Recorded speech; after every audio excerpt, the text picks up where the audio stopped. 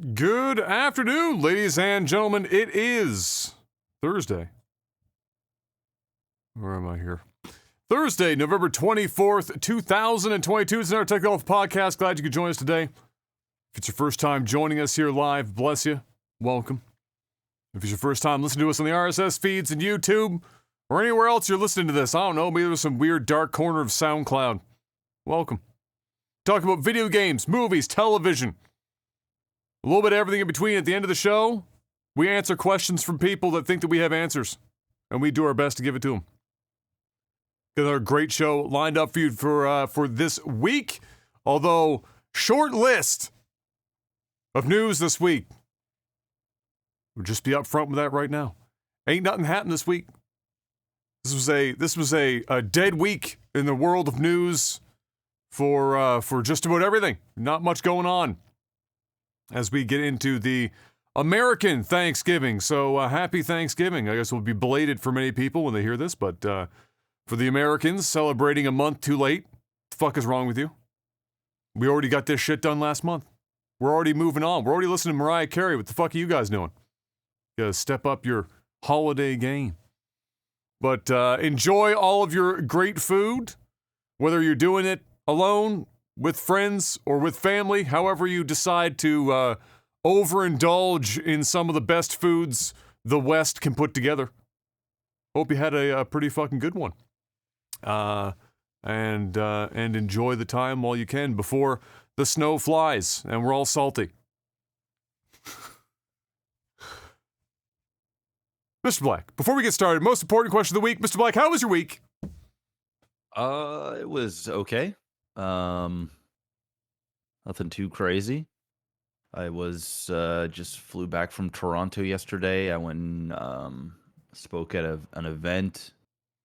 So yeah, I was in Toronto for a couple days. Didn't really do a whole lot because I wasn't there all that long, but it was good. It was fun. Mm-hmm. It was chill. And now I'm back to reality. And here I am. Was the reality somehow substantially better in your time in Toronto versus being back here? I mean, or just more expensive? Toronto wasn't bad. It wasn't bad. It wasn't that bad. Although I did see a crazy stat, and I had no idea it had gotten to this point. Although it's always bad when they say average instead of the median, but I don't doubt the median is also not dramatically far off. Rent in this province is actually approaching Ontario, if not meeting Ontario. Apparently, the average rent for downtown now is like a little over $2,000, $2,200, $2,300 in Toronto. In Halifax. Oh, yeah, I believe that. Yeah. Jesus. I mean, it's like that in every major city, though. Like, yeah, but it wasn't like that here until like the last 2 years. That shit sped up real quick. I mean, like downtown was like $1,800 for a nice place. Now we're like 24, 25. Shit's getting crazy out here. But I want to know what the median is, because that will get rid of like the downtown core issue. Because clearly, you go downtown anywhere, downtown Toronto. There is no money. You actually just pay with your blood. They don't take money anymore. You just give them blood. All of that goes to the wealthy people drinking it, and then you just live off of your blood. But here we're still paying with dollars. However, it's like that in any downtown core, really, unless you're getting out really in the butt fuck nowhere. And so, yeah, I would love to know the median. I meant to look that up too, because it's an interesting stat in these times. Because they just like. There's some places like Em and I have obviously been out and around a lot more here in the last 9-10 months. And when we were, driving to like New Brunswick, for example, for my grandmother's funeral or whatever, and we were getting out of province for the first time in a while, and you go through different parts of the province you hadn't been in a while. The amount of shit being cranked up everywhere is crazy, bro. It's crazy. Every time I go downtown Halifax, if I take one road differently than my normal route, like just there's traffic today, let me just take this one street over, and that you get a slightly different angle of the city. There's a fucking skyscraper that wasn't there 3 weeks ago being built. Yep. Now when you're coming down like the hill going into the Rotary, it's just all you see is cranes just everywhere. It's crazy. Very very wild time for sure, and certainly busy time for the contractors to say the least. But yeah, I digress. So other than the Toronto trip went well, and then other than that, it's just been back to the usual for you then, huh?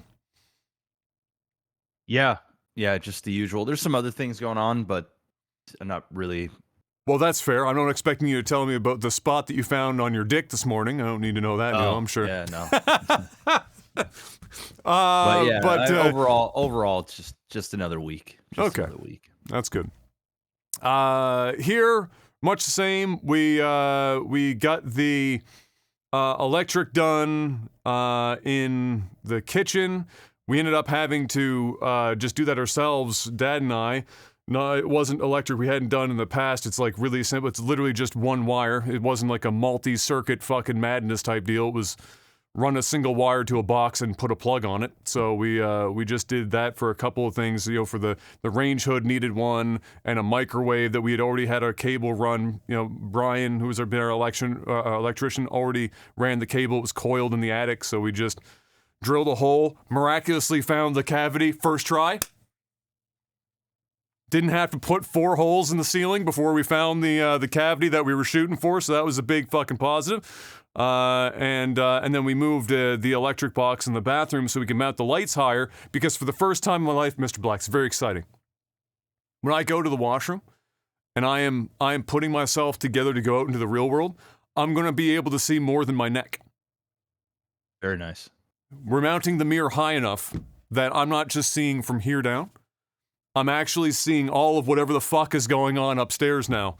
I don't have to like do this thing. I'm not in a football stance, brushing my teeth to see what's going on. Does that mean M needs to get a small ladder in order for her to see? No. It just means that she won't be able to see her entire torso. She'll be seeing like chest up, and I'll be seeing like, we got it like, and I squeaked it in. It's like I'm just seeing what's left of my hairline, and then everything else below, which is wonderful, because it's the only other mirror that I've ever been able to do that with is ironically here upstairs, but it was never my bathroom. You know, Mom and Dad's bathroom upstairs, they don't have like just a framed mirror. They have that edged glass that's straight to the ceiling above the countertop, and so you could easily see everything going on there.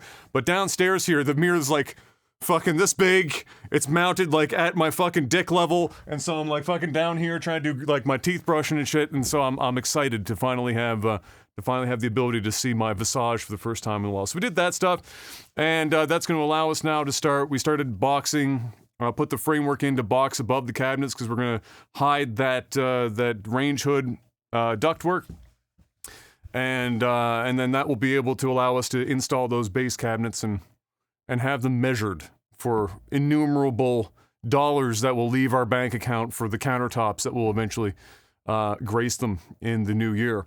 And so that's where we're at with that. Paid out off the windows today. I said a small goodbye to all that money as it left my bank account, and but it does mean that finally I'll be able to, now that the windows are installed, you know, part of the deal with the house was for the mortgage was to be able to replace the bedroom windows with egress.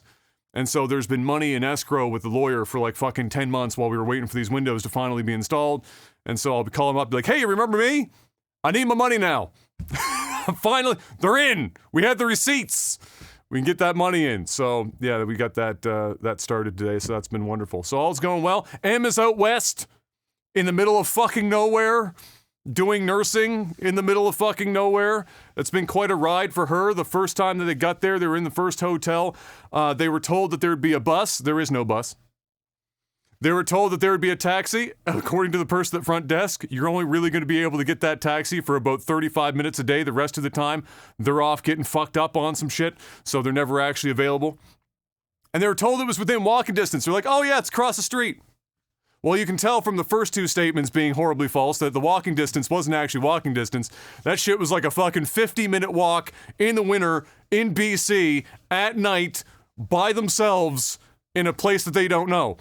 So they were like, oh, hell no. We're not gonna walk, fucking 2 5'2" women walking alone at night in a random fucking like city in the middle of nowhere, fucking in the middle of winter months. Not gonna happen. So there's been some some moves. They've gone to they've been moved to a different hotel, and other accommodations have been slowly set up for them to make up for it. But otherwise, all has been well on that front, thankfully, and no other major terrible surprises.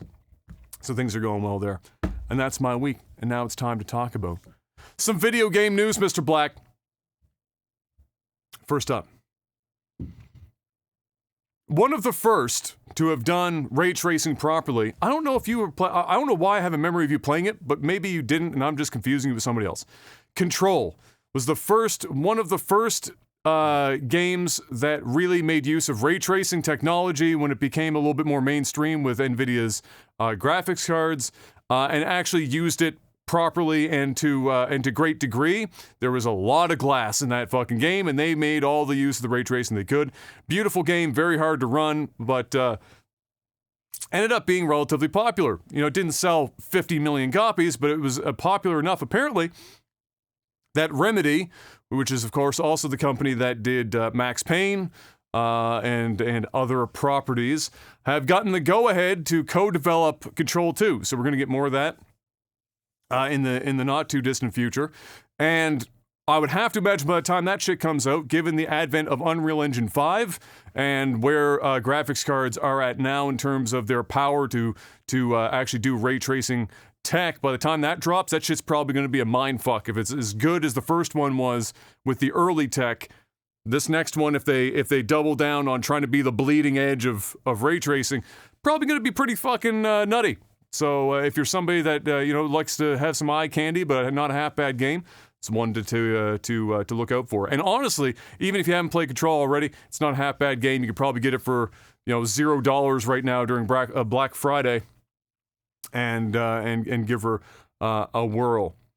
Pokemon Go creator Niantic Labs. Remember Pokemon Go? My God, what a fucking moment in time that was. Shortly lived. I mean, it still is here, but it's not. Still, it's not. That shit legitimately changed the world for a short period of time. That was crazy. You had motherfuckers walking off cliffs accidentally. Like, that's how fucking crazy it got. Walking into traffic, walking off cliffs. People were the meme of people looking at their phone was already bad. You throw in Pokemon Go to the mix, people were just anywhere they weren't supposed to be. If there was a Pokemon that appeared on that map, shit. There's probably people walking around outside of Area 51 going, "Oh, that Clefairy looking pretty good right now." I bet they didn't have like a calories burned throughout the whole. Like if they were keeping track on how much calories were actually burned while people were walking around or running around trying to catch Pokemon, it'd be pretty insane. I mean, I know a lot of people that were way more into it than I was, and I was pretty into it when it first came out. I would literally go outside at like 11 o'clock in the morning. My ass wouldn't be back until dinner. We'd be walking for like 5-6 hours at a time. I was seeing parts of the city I had never seen in my life, and I've lived here my entire fucking life. Just because my phone was like, hey, there's a Pokemon in that general direction. Why don't you go fucking check it out? And so, yeah, I imagine the calories burned, my God, through the fucking roof. And now people just kind of like camp outside locations and just fucking like throw Pokeballs, and the exploration factor has gone down. Probably better for all the hospitals that would have been overrun with people walking off the Grand Canyon, but nevertheless was definitely a very interesting moment in gaming when that first came out. However, Niantic Lab was the creator of that, and they are currently working on an AR headset. Kind of looks like some bulky-ass sunglasses. Probably some shit Kanye West would sell for $450,000 a pair if he could. Kind of that ugly-ass spaceship vibe he had going with his Yeezys, except sunglasses for him. It's kind of what they look like. And the games, and this is to basically pair with their augmented reality games. Because technically, Pokemon Go is augmented reality, right? You're on your phone, you hold your phone out, you can see kind of the Pokemon is out there hanging out in the space that you're pointing your phone at. The problem is it's still technically on your phone screen. When you look away from it, that shit ain't there. It's just only when you hold your phone up. So with the glasses, the idea is that it breaks the barrier between you looking into your phone and you actually looking into the world and seeing all of this stuff happening, and opening up the possibility for more and different augmented reality type games. So they're developing this headset, and the big thing would be, of course, just like with VR, the struggle as Jeff has talked about multiple times, is nobody wants to have a broken neck. Not a great feeling when you're just trying to game and you put 48 pounds worth of fucking kit on your head just so that you can play Resident Evil 7, is nice. But, when you're fucked up, when you're in a seated position, you might want to rethink how that technology is going. These, of course, can be a little bit more lightweight because they're not doing quite as much heavy lifting as, no pun intended, as a VR headset would. Think like, remember Google Glass? Yes. It was like the one fucking like tiny little glass lens thing. You looked like a completely ridiculous wearing it, but like people wore it for a while if they had their hands on it. I remember trying it at a convention that was here in Halifax. I played Paperboy with it. Augmented reality Paperboy, the Nintendo game. They had you on like a stationary bike, and when you pedaled it, they had it connected to the game so that you were pedaling in Paperboy, and then when you were looking left and right with the Google Glass, you were kind of seeing your Paperboy perspective in AR, and it was kind of a fuck, I'm not gonna lie, it fucked my brain up pretty good at the time, but it was kind of neat. And I was like, yeah, I could see this going places, but the problem is you look like a douchebag when you're wearing Google Glass, and so it didn't really go very far. But it's, that's the kind of the concept is, they don't need to be that huge because they're not doing quite as much processing as a VR headset, but they're working on something like that. And I swear to God, I will stand by this, and I've said on this podcast several times, the real and honest-to-God test for augmented reality, and it's not real until this happens, is full-blown Yu-Gi-Oh! Fucking battles. And until that shit happens, it ain't fucking real. It's just not it. Until I can wear that stupid-ass fucking, like, bladed-ass arm shit and stand in a field with some other fucking neckbeard on the other side of the thing, and we're looking out, and I put a card in that fucking armband, and some shit fucking pop out the ground, AR ain't here until that very moment. And when it is, my ass gonna be outside playing Yu-Gi-Oh! Like I was playing Pokemon Go, dead ass, 100%. Tell me that wouldn't be fucking awesome, though. That'd be pretty cool. It'd be pretty fucking cool. I'd be in.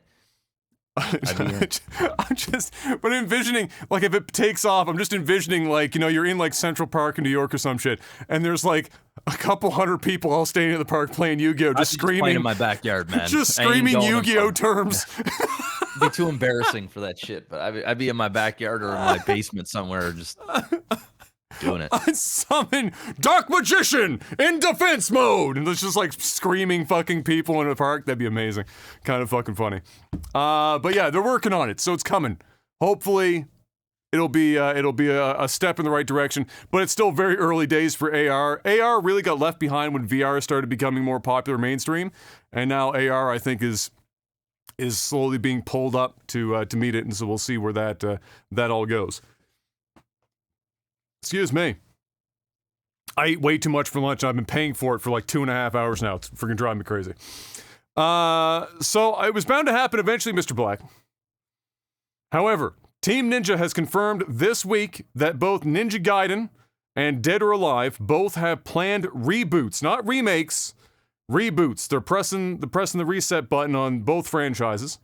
And they're looking to share more information as soon as possible. And I just have here in my notes, when I was thinking about this, I'm thinking, hey, Dead or Alive makes sense. We were on Dead or Alive, I don't even know what we're on now, 6 or 7?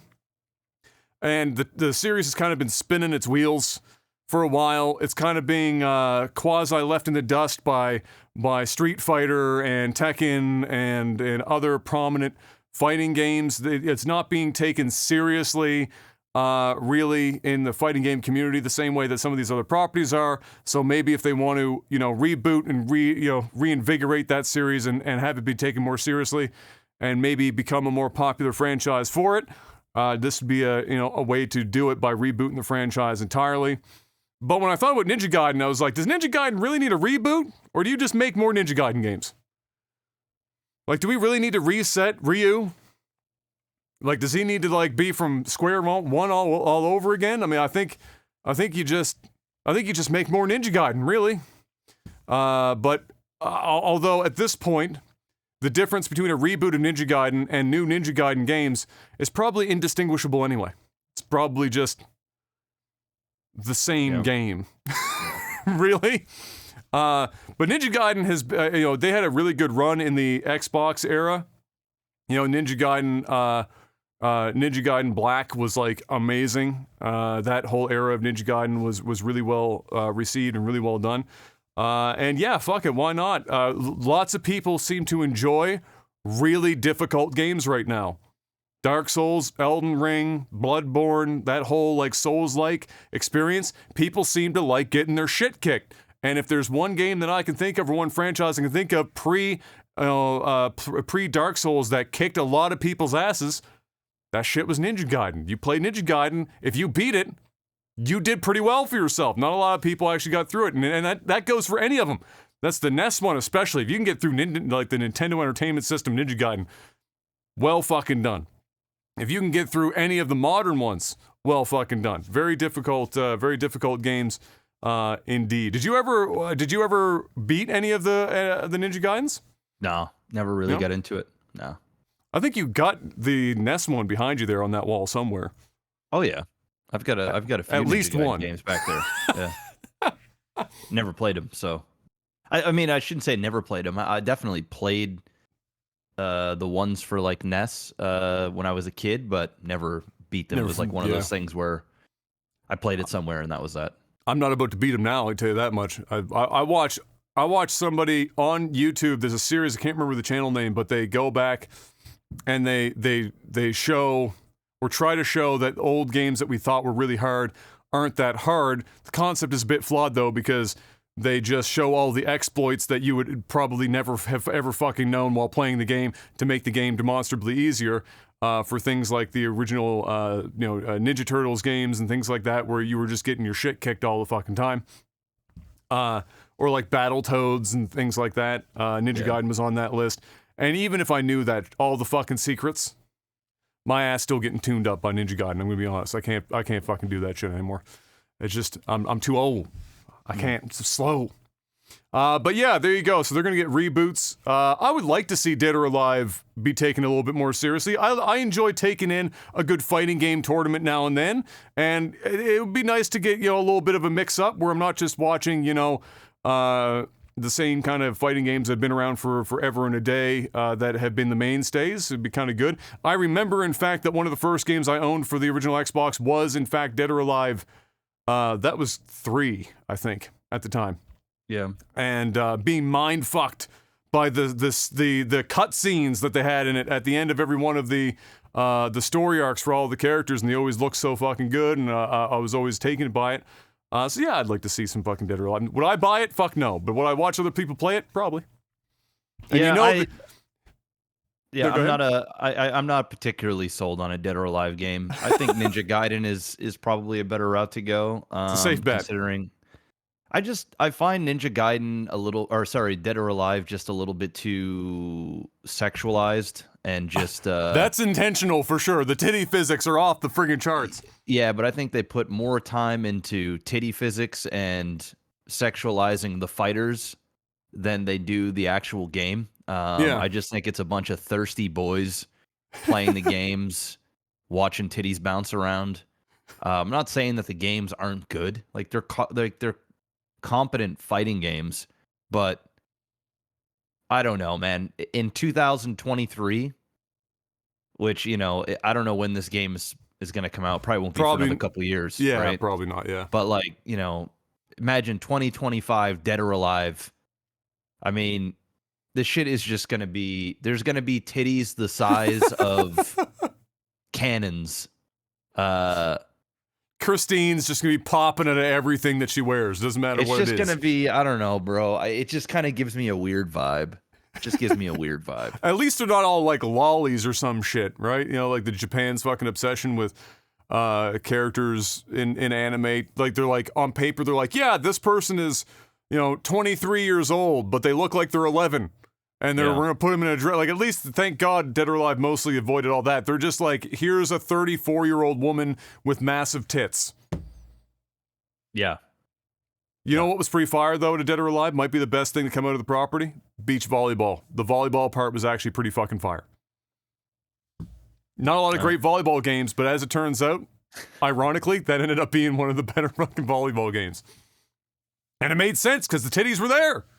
They were already there. Didn't have to work very hard for that. Speaking of fidelity and graphics and all of that in between, Unreal Engine 5, which we've briefly touched on in spots on the podcast in the last couple of months, already made big waves in gaming. Lots of the current games in development are being developed on Unreal Engine 5. I think like the majority are. And we've seen, for non-developers, we've seen, tech demos and things like that, like the Matrix tech demo that they did, they released on the PlayStation 5, for example, and whatnot, to just kind of show off loosely what Unreal Engine 5 was capable of. And but now in this latest video here by what is the name? I have it written down here. Unreal Sensei, who has an entire YouTube channel, I guess, dedicated to kind of loosely talking about and teaching people about the Unreal Engine, had a video out on the 5.1 update that just came out not too long ago, and it goes over a lot of the additions and changes to Unreal Engine 5 that this brings, and I thought that this was really the interesting update for me, because I think it applies most specifically to a lot of the games that are very popular right now, which are like an Elden Ring, open world, vast, the stuff that Jeff said we need. I need a more linear thing. It's the opposite of that. It's the big fucking open world adventure type deal, because. And you can go and watch this video. It's very, very interesting. You'll be able to see what I'm going to try poorly to explain here. Very, very encouraging stuff that will actually be a major visual leap, generationally speaking. We haven't seen, and we've talked about this on the podcast as well before, we're old enough to remember going from, let's say, the Nintendo to the Super Nintendo to the N64 era, the N64 era to then the PlayStation 2 Xbox era was the biggest leap by miles. And that was like the true, real throwing you into the future. And ever since that era, we've had improvements, but it hasn't been the same shell-shocked, holy shit movement that we had from the Nintendo 64 era to the Xbox PlayStation 2 era. Unreal Engine 5, however, is in my estimation the closest thing we've had in a long time to an actual generational leap that most people will look at it and go, holy fucking shit, this is an enormous jump from what we've had before. The one that's been circulating on Twitter in the last few days and other social media was that upcoming game from the guys is basically like the next Dead Space, and I can't think of the name right now, something Protocol or something along those lines. And they were showing real picture of the actor and then their in-game Unreal Engine 5 render, and that shit is damn near identical. Fuck you up. Now, if it starts moving, Uncanny Valley is likely to fucking kick in, but the stills are incredibly impressive even to just appreciate that. But more importantly for this 5.1 update, and what I think most people would be really interested in seeing, is the detail at a distance. So when we're playing open world games, Mr. Black, like when we first put in Skyrim and you had the dragon statue and every other fucking thing that came with it, that special edition, you pop that bitch in and you start playing Skyrim back in the day, and you're out on the open world for the first time, and you look out before you and the dragon flies overhead, and you look down below you and you're seeing all these trees and everything out in front of you. If you get in certain spots in that game that are open field and you walk forward, you will see the trees in the distance, shit and houses, the shit starts popping in.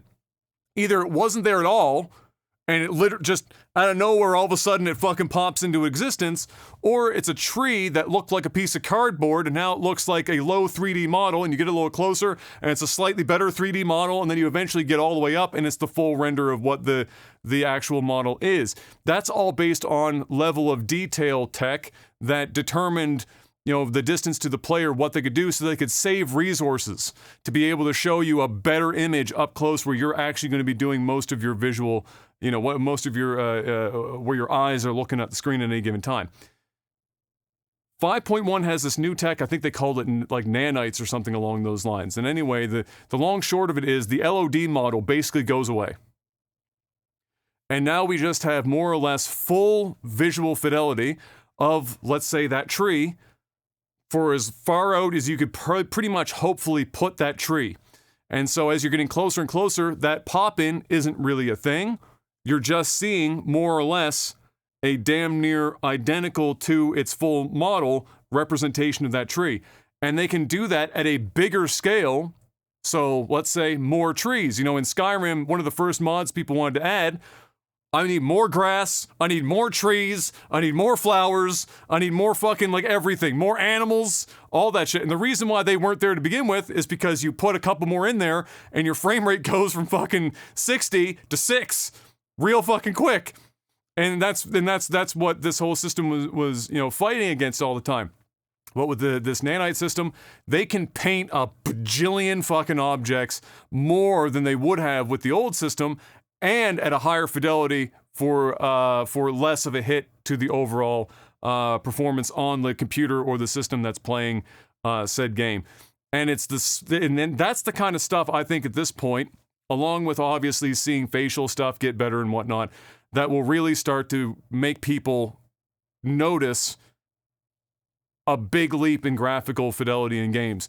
The moment we start getting rid of pop-in and stuff like that will be pretty huge, because that's always jarring when you're walking around, especially on a console. You'll see it more than on a PC, and shit just literally fucking appears out of nowhere. Getting rid of that kind of thing and keeping that fidelity from a longer range with increased lighting and everything that comes with it is really quite impressive. So I urge you, if you are interested in seeing where gaming is going, because like I said, Unreal Engine 5 is what the majority of upcoming big games and even smaller games are being built on right now. If you go check out which engine most games are being built on, they're going to have an Unreal Engine fucking stamped on that page somewhere. So if you're interested in where this is going and what you might like to be able to expect within reason, of course, in the future, in the not too distant future, go check out that's Unreal Sensei's video on YouTube. I don't know if Jeff pulled it up while I was running my mouth that whole time. So did you get a peek at what that looked like? What did you think seeing that? Does it look like a bit of a change to you versus what we've been seeing? Is it actually can you appreciate the difference versus what we've had? Yeah, I mean, it's hard not to. I mean, it's pretty impressive. How many games do we have right now in the Unreal 5 engine? Like actively playable right now? Yeah. I don't know if there are any. Yeah. Because the engine is new, so all of them are being developed right now. The closest that we've got, which was early Unreal Engine 5 tech that I'm aware of, there might be something that's out there I'm just not thinking of, but that I'm aware of on early Unreal Engine 5 tech, so not 5.1, was that tech demo for The Matrix. On the PlayStation. Yeah. And you could see some of the stuff, the early Unreal Engine 5 tech stuff in the works there, that would be much better now than it was then, but that's about the closest we've got. Excuse me. So, but I think we're probably within a calendar year. It might even be earlier than that, but within a year or so of seeing our first Unreal Engine 5. And then whoever gets the ability to build on 5.1 or even just update the system to include it, which is what would happen, I think, most of the time, that's coming up. So the question will be, of course, what you're probably thinking is how much of this super high fidelity stuff will be applicable to scaling down to consoles and things of that nature. Yeah, because it looks incredible. But I'm still a little skeptical on how much of this engine we're actually going to be able to use on a console. And even on a PC. I mean, you're going to have some pretty fucking gnarly systems to be playing it at these levels. But yeah, it's impressive, and it's significantly so. Like you said, it's the first real jump of a graphical look and feel that I've seen since going from like N64 to the next generation after that. It's quite impressive, but it almost just feels like a bunch of tech demos. Like it just still almost feels it's like pretty much what it is. It's what right? it is, right, yeah, but I don't know. Until I see a game that like says it's here or it's about to be here, and and you're getting this level of graphical output, then I can get a little bit more excited. Right now, it just sort of feels like concept, and they're very small pockets. Like you're seeing 5-minute, 10-minute tech demos. You're not seeing 30 hours of gameplay. Yeah, of course. With a whole bunch of shit happening at once.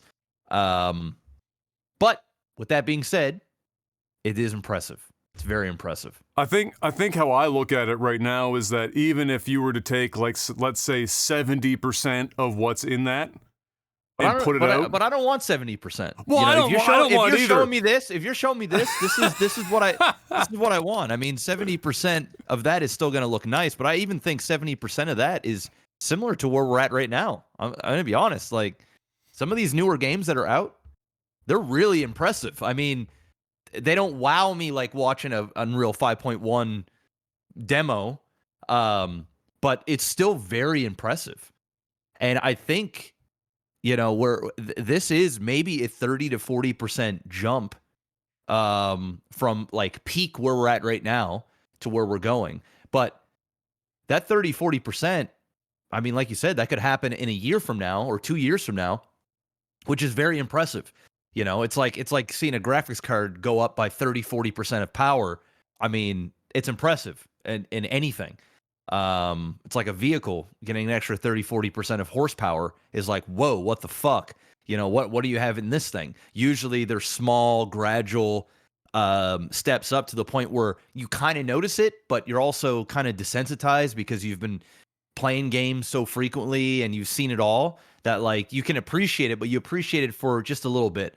This is almost like you get thrown into something like this for a whole game, and everything you do is like awe-inspiring. It's like, whoa, this is crazy. So we'll see. You know what makes me sad though? You do know that Elder Scrolls 6 is not being built in this, and that makes me sad. Yes. Yeah. Because that's the first place my brain goes when I see a giant forest full of amazing looking shit, as I'm like, we're being robbed, because Bethesda's using some band-aided bullshit from 26 years ago to make this next game, and now we gotta suffer it. But maybe this means, and I'm just thinking out loud and with hope, and there's a lot of hope, that maybe this means that an Elder Scrolls competitor can come up out of the mists, because if tools like this exist to allow people to reach fidelity like that at speed, then the worlds that Bethesda created are a little bit more within reach without having to have all that Bethesda had and using the same engine for 20 years so that you've mastered it to make it happen. But either way, definitely go check the video out if you wanted to give it a look. If it's got Jeff impressed, it's gonna look halfway decent. So give it a look-see. And enjoy what may or may not come to gaming in the not too distant future, for sure. But it's true, like Jeff said too. I mean, and this is also true, is that depending on the artists or the developers using these tools, you can give somebody the best tools in the world, but if they don't know how to get the most out of them, it's not going to change a hell of a lot. It takes some time. Like look at God of War Ragnarok. That shit is technically able to run on a PS4 with the current, the current what they have available to them now, and that's a fucking really good looking video game.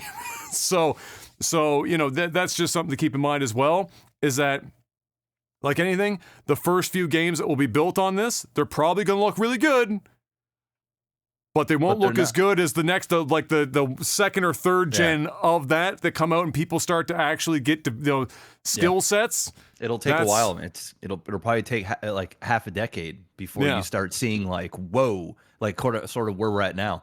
I mean, if you look at where we're at now compared to where we were 4 or 5 when the PlayStation 5 first came out, or even the end cycle of PlayStation 4, it's quite substantial. The jump in games. But when PS5 first came out, and even for the first year, 2 years, it did not look all that much. It looked better. It still doesn't really look all that much better. I was gonna say it, but I didn't really.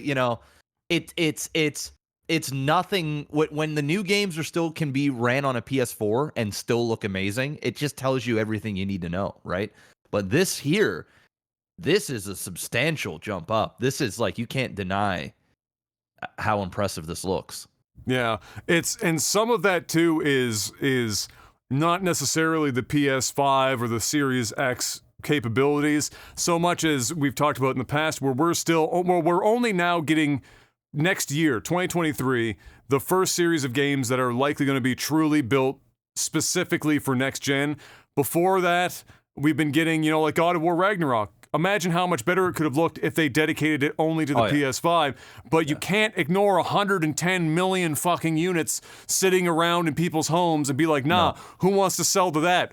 The answer is everyone wants to sell to 110 million when you're making a huge budget single player game. So, those are just the things that come up. Ratchet and Clank is probably the only true ignore everything, let's try to be the first one to utilize this console for its capabilities. Nobody talks about Ratchet and Clank. Like, it's a good game, but it's not going to be like... Yeah, like, I hear good things about it, but like, nobody's like, that Ratchet and Clank, man. That's the gold standard right now. It's just like, Which it was never going to be anyway. I mean, Ratchet and Clank has a ceiling as a franchise for like how much people are going to talk about it. Good, but not everyone talking about like God of War or some shit. It's just not going to be in the same conversation, even if it is really good. So yeah, there you go. Go check that video out and let us know in the comment section below on YouTube what you think of it. What do you think the first few games are going to be like that come out for Unreal Engine 5? Updates on the Microsoft buying out Activision Blizzard saga. As we know, the EU, the EU regulatory body that I can't remember the acronym of ever off the top of my head, has been going through their investigation of this buyout, and we're on the whatever we talked about a couple weeks ago, the phase 2, which was such sophisticated tools as asking people on the internet how they felt about the buyout. And while that was going on, of course, Sony and Microsoft are still putting out, their statements one after the other in defense of and in complaining about this buyout. And so I've got some of the great highlights. Some of these happened in the same day. Shit's just like a constantly moving fucking target. As you could imagine, this is a really big buyout. There's a lot on the line for both of these companies. So the first one that came out was Sony is claiming now that with less competition, meaning if this buyout were to happen, they believe that there will be far less competition in the market for Microsoft in the video game sector, that if that were to happen, Microsoft would be able to, without pressure back from competition, increase the price of their games and increase the price of their consoles, which I have in parentheses here is ironically something that Sony literally just did here in the last 2 months. Sony's gotten to the point in this where they're just fucking saying anything and everything that they can. It doesn't matter if it's ironic or not. They're just throwing everything at the wall and hoping for the best. But that was one of the first statements that came out. Following that up, we had Microsoft reportedly offered Sony at some point here in probably the last calendar year, obviously, a deal to keep Call of Duty on their platforms for the next 10 years. After which, I don't know if that was if the deal was after which to renegotiate to see if it was going to continue to be on the consoles or their platforms, or if that meant that after 10 years, Microsoft would simply take the Call of Duty franchise and make it more exclusive to the Microsoft Windows and Xbox environment. After that came out, Sony then said that Microsoft's real master plan, not all the other stuff, but the real master plan, the real reason why they're buying Activision Blizzard, is so that Sony becomes another Nintendo. Which I tried to parse, but they elaborated. They said in the way that Nintendo is not a direct competitor to Microsoft, which we talked about this many times on the podcast, Mr. Black. Nintendo is not in the console war. Nintendo is a standalone thing. It's not competing with Microsoft. It's not competing with Sony. Nintendo competes with Nintendo. And that's it. And so I guess Sony is saying that Microsoft's grandiose plan, is to be the standalone in the console war and have Sony become another Nintendo, in that they won't be a direct competitor, I suppose, to Microsoft and Nintendo. Well, they're already not a competitor to Nintendo, so that's a moot point. And I thought it kind of funny or ironic to a degree that would be Microsoft's grandiose plan, would be to ensure that Sony became even bigger than they already are. Even more successful, untouchable by Microsoft, meaning anything Microsoft did would have zero impact on Sony's video game market. Because that's what it is with Nintendo. Microsoft could do anything. Buying out Activision Blizzard, doing all this crazy shit, it is going to mean less than zero for Nintendo as a video game company. And so it's a really weird dig to be like, hey, Microsoft wants us to be untouchable like Nintendo. Very fucking weird. But also weird. Microsoft is not without, their own sins here. So Microsoft follows that up with, hey, Call of Duty, it isn't as big as it used to be. It's not the juggernaut that it used to be. And this is way too big of a deal being made out of this. And the way that they justified that was they listed like the Metacritic scores and like attach rates and things like that. Like $1 billion in like the first couple of weeks. It's made several dollars. I mean, it's pretty fucking big. It's the biggest. Now they didn't list that as a point though, Mr. Black. They just said, hey, the Metacritic scores, not so hot. It's not what it used to be. That's their best in all of this. And then in the midst of all of this, we also found out that reportedly the FTC, which is of course the Federal Trade Commission, that's the American version, the U.S. version of the regulatory body that the EU is currently in the EU right now investigating this, is looking into possibly, or it's on the table reportedly, to file a lawsuit to block this bid for Activision Blizzard as well. That would be a bigger problem than the EU for sure. However, it wouldn't. The FTC has lost in the past in these lawsuits, and it's just reported that it's on the table as to whether or not it will go through. So we'll have to take that with a grain of salt and wait until one actually happens or does not happen. And lastly, for the updates for this, we got, when these things are going on, kind of like the Apple versus Epic lawsuit where we got information because of court filings that wouldn't have been publicly known otherwise, we got some interesting little random pieces of information here. So one of those was that the next generation of consoles, at least from Sony and Microsoft, are planned to be earliest 2028. So that's your starting line. If they had to rush for a new console, 2028 is the earliest that you're going to be seeing that. And we also learned that, which I think we might have had this before, but it wasn't. I don't know if we knew it was definitive. But Game Pass is currently sitting around 29 million subscribers, which is a lot of subscribers. That's a pretty good fucking number of people subbed for a not insignificant amount of money per month. And we did talk about before how Phil mentioned that it is in fact profitable. People were concerned that they were burning money to be able to buy out games to be on Game Pass, but that was proved to not be the case. And then, well, I'm sure they are burning quite a bit of money. Oh, they're burning money, but their heads above water. I think was the point, was that they're not digging themselves a grave. Yeah. The thing is how long can they continue to keep doing that? I don't know. It's like the whole Netflix thing, right?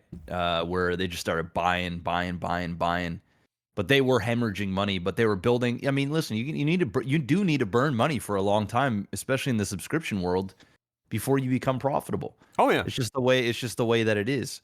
I think Microsoft is doing, I don't want to say all the right things, but they're doing a lot of right things this time around, opposed to the last generation. All they need is like for their exclusives to finally fucking launch, because we've been waiting forever. Well, that, and if they can keep Call of Duty on under Microsoft, game over. It's game over. That's a big title.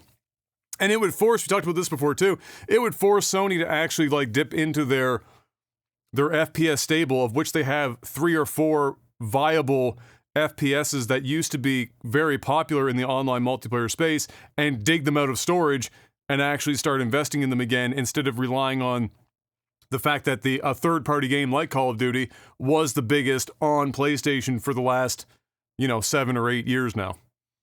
Yeah, I mean, I think if Microsoft can keep Call of Duty on its platform and keep it away from Sony, I mean, we haven't really. I'll be honest. I mean, I'm so out of loop, like when it comes to console wars. So I'm gonna go and be ignorant, and you can correct me if I'm wrong. But I don't really think that there's much of a console war, in terms of fandom, than how it used to be. The way that it used to be is either you were a Sony guy or you were a Microsoft guy. You had an Xbox or you had a Sony, and you lived and died by the sword. Now, there were some people that had both. There were some people that just didn't give a shit, and they were just, got whatever they got for Christmas, or they got whatever console that their friends played at their work, and that was the show. But it was a very contentious thing. Obviously, there is a console war. I mean, but it's between the companies. But I don't think, and once again, I can be ignorant on this, I don't think that the majority, there might be a small, loud minority, but I don't think the majority of people that own consoles have that badge of honor where they're like, I got my PlayStation 5, and fuck Microsoft, fuck Game Pass, the shit's garbage, even though it's great, like, just fuck them because I'm biased, right? It's not like it's not as political, it's not like right and left. It is just a lot more people are independent now, and they buy for their own specific reasons, and that's that. But with that being said, I think if Microsoft makes it so that Call of Duty cannot be played on the PlayStation, and it is solely on Microsoft, I think they reignite a console war from the fans, from a fan perspective. And I think that there's blood on the streets, man. I think people lose their fucking minds. Like the ones that have it for Sony and enjoy playing it on Sony and all that, now they're forced to go and get a Game Pass and play it on PC, or go get an Xbox and play it on an Xbox, which will rile up everybody. Then the people on the Microsoft will be like, haha, bitches, we got the Call of Duty, come join our team or get left behind, fuck boys. I think that shit will ignite a fucking straight up console war like it was 15 years ago, 10 years ago, that we have not seen in quite some time. Maybe I'm wrong on that mark, but it feels like that shit could go nuclear. Well, I think so. I'm because most of my social media is game news and gaming, whatever. Like that's 90% of the shit that I follow. There, 10% being artists. So I still see a lot of the console war stuff, and I was also old enough to have gone through the era you're talking about, which was where the real console war kicked up hard, was late in the Xbox PS2 era, but then really blew up in the 360 PS3 era. Yeah. And that was also the era where Microsoft and Sony kind of ended up on an island, and Nintendo ended up on their own island, and nobody like I believe the console war back then was part of the reason why Nintendo ended up on their own island in the first place, because you're not wrong about it being less to a degree in terms of its visibility, but it's still very much there because it's the same reasons that it was there before. You have a lot of kids who are 12, 13, 14, 15, 16, 17, even 18 years old, and they've only got the money for one. And they have to defend that fucking purchase to the Well, death. a lot of them had to buy an Xbox because they couldn't even buy a fucking PlayStation 5 and still currently, can't. yeah, Yeah, for sure. like I mean, there's for some sure. people that just like, you know, it's just I don't know, man. It just doesn't. I'm out of touch. I'm an old fucking out of touch. If you hang out around enough of like video game podcasters or reviewers or even just follow the Xbox and PlayStation accounts on Twitter, and then the main PlayStation or main Xbox account posts, all you have to do is look in the fucking replies to see how bad it is. But it's pockets of the internet, because like as we know, Twitter is not a real place. That it doesn't actually exist. Twitter is a very weird place, and like any social media, a minority voice, because it tends to be salacious, can get magnified to the point where it looks like a bigger problem than it is. But I do also believe that eventually, if that's held there and not corrected, like somebody just doesn't stand up and go, what the fuck are we talking about here? That mindset spreads to more than just a minority and gets bigger and bigger and bigger, not because those people held that belief originally, but because they keep seeing it over and over and over and over again and slowly get fucking pulled into it themselves, and then the movement gets bigger and bigger.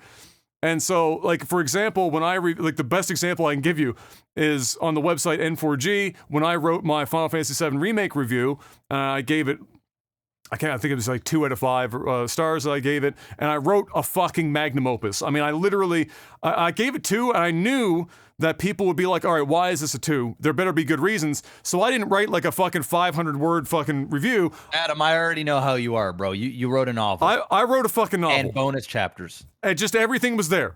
George R.R. Martin, eat your fucking heart out. My ass was plowing through that typewriter faster than I could fucking put words to paper.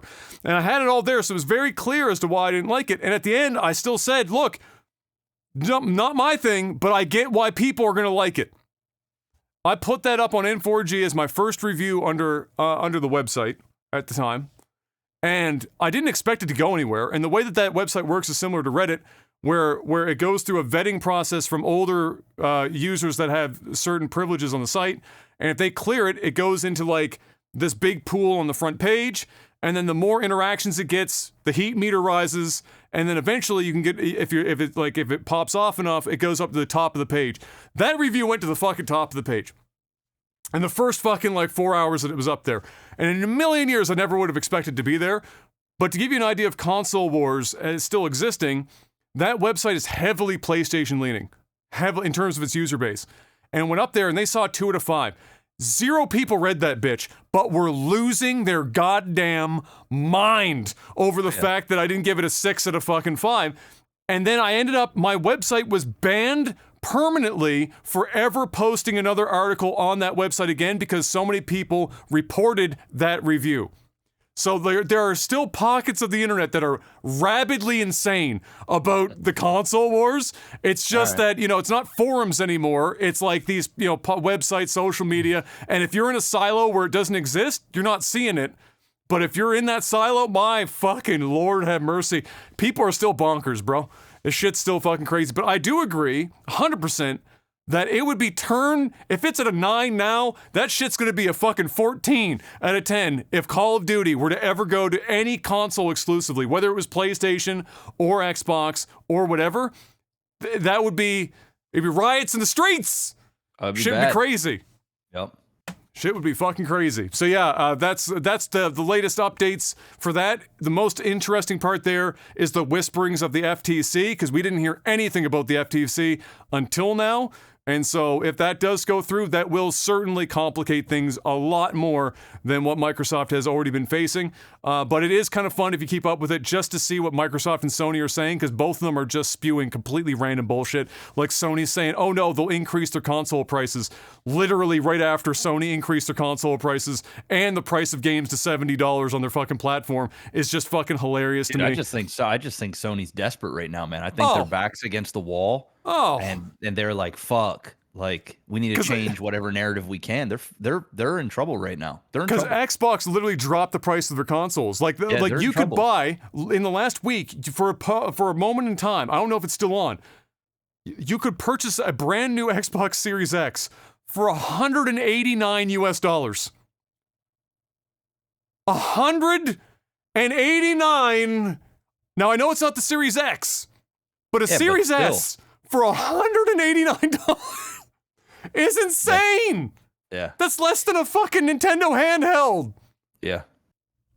Yeah. So it's just a crazy back and forth. It is desperation on both sides. Microsoft's desperate to get it to go. Sure. Sony's desperate to make it stop. Nintendo's just watching all of this in the background, laughing their fucking heads off because they don't give a fuck about like wherever this goes. And it's a complete gong show. Oh, there you go. In Canada right now, the Series X is up for $299 in Canadian Monopoly money. Damn, I feel scammed, man. I just bought one of them bitches and I paid like fucking $429. Yeah, it was like $500, I think, some shit like that, man. Got fleeced. Yeah. It's fucking crazy, bro. Oh, the Series S, sorry, in Canada for $299. He apologizes. Mistake. Say, whoa, man. That's a deep discount. I got ripped. Yeah. Still, a Series S in Canadian dollars for $299 is pretty fucking good. Yeah. That's pretty fucking good. So there you go. And I suspect there will be a lot of deals with like gift cards and shit too that will like get comboed for Black Friday and Cyber Monday and all that shit coming up. Christmas season, everything's coming. You're going to get fucking bonkers. So there you go. Lastly, that I've got here on the news list this week, Mr. Black, polar opposite of Unreal Engine 5.1, we had the new Nintendo game. And that's the new Pokemon game. That's Scarlet. What is it? Scarlet and Violet, I believe, is this round of Pokemon. This is the main series. So earlier in the year, we got two games, like in January, February, whatever the fuck that was, and it looked main series, but it wasn't. That was a side bitch. These are the real deal main series updates for Pokemon. And as it turns out, despite the fact that they are almost inarguably the most broken, visually poor Pokemon games ever made. And I don't say that lightly. Broken is an understatement, and they look like a game that would have come out on the GameCube, and that might actually be doing a disservice to the GameCube because there were some pretty good looking fucking games on the GameCube back in the day. This bitch is the fastest selling Pokemon game, the fastest selling exclusive on any console, and that shit sold 10 million units in 72 hours. Wow. 10 million! And if you look at this game being played, bro, how, like, people like Sony Santa Monica that made God of War have to be seething. They're putting so much time and effort and energy and fidelity and money into all of this shit to make these incredibly engaging, high-quality fucking video game experiences that look amazing, sound amazing, play well, very few, if any, bugs whatsoever. Just a phenomenal story and characters. Adam, this is what happens when you don't have competition, man. Nintendo's out on an island somewhere saying, hey, we got Pokemon. We got Pokemon. Come buy it. And you know what they're going to do? They're going to line up and they're going to buy it. And they're also going to buy it for their brothers and sisters and their nephews. And it all will be good and all will be well in the world. And the next one will sell 12 million copies in 48 hours. Bro, 10 million, 4 million of those, by the way, in Japan alone, which is actually huge because Japan is a big market, but it's not, the rest of the world. So almost 50% of those 10 million sold in Japan in the first 72 hours. But yeah, very impressive. And why would they ever fix their fucking model? The release 2 or 4 different Pokemon games a year, all of them super mid and fucking broken, when it doesn't matter what you release.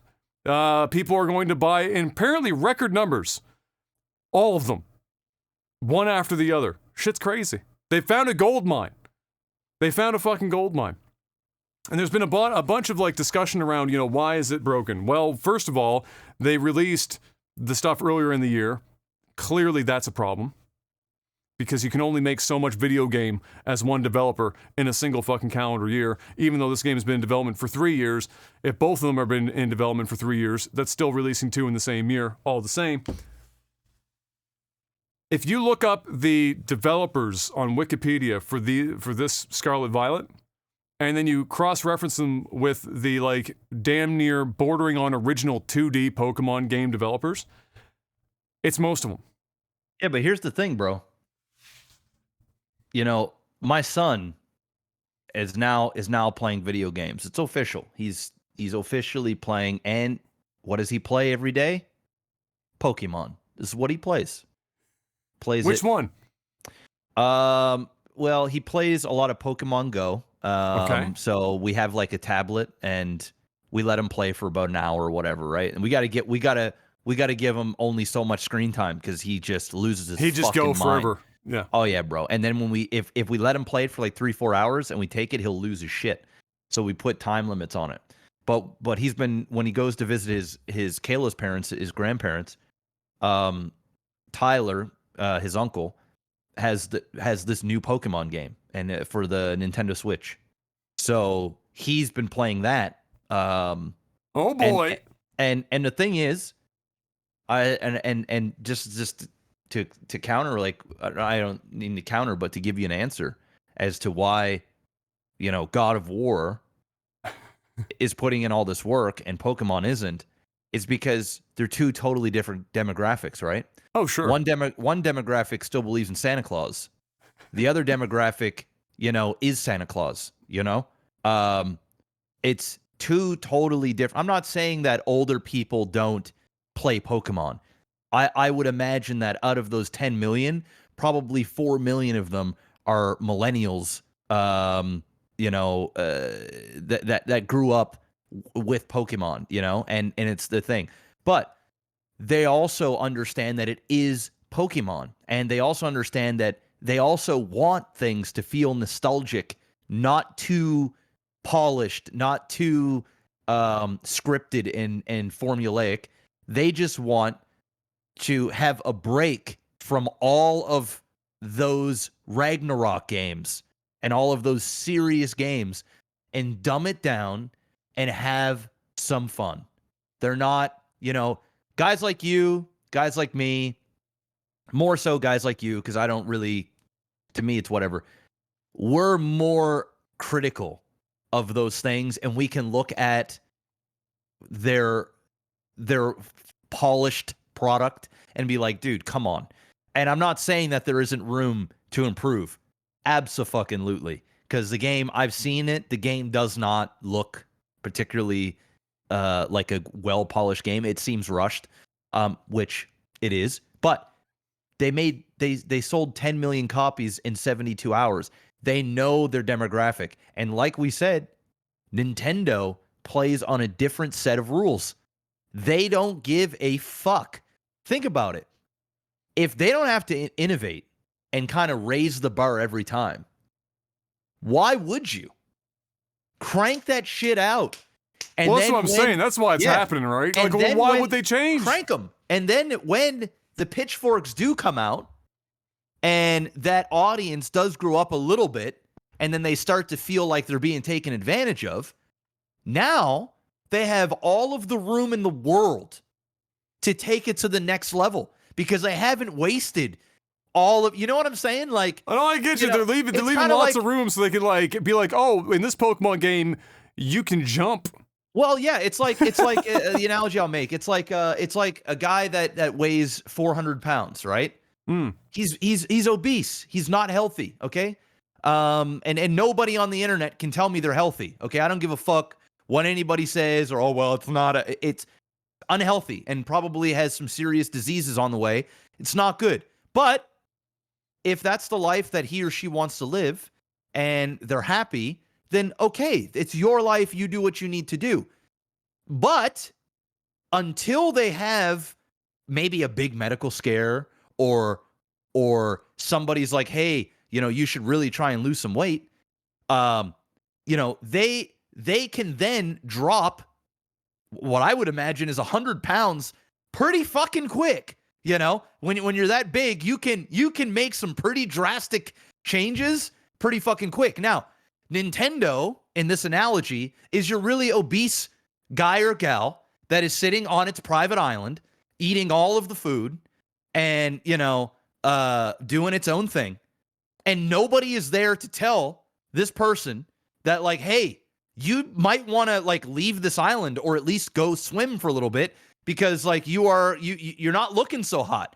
But everybody is still happy with this with this island situation, and nobody's complaining. So nobody's changing. And this individual goes, well, I still got a pretty good, I go to my doctor every year. My doctor's telling me I should probably lose some weight, but my blood pressure's okay. My whatever other things that they check is okay. Could be better for sure, a lot better, but it's fine. I'm not dying.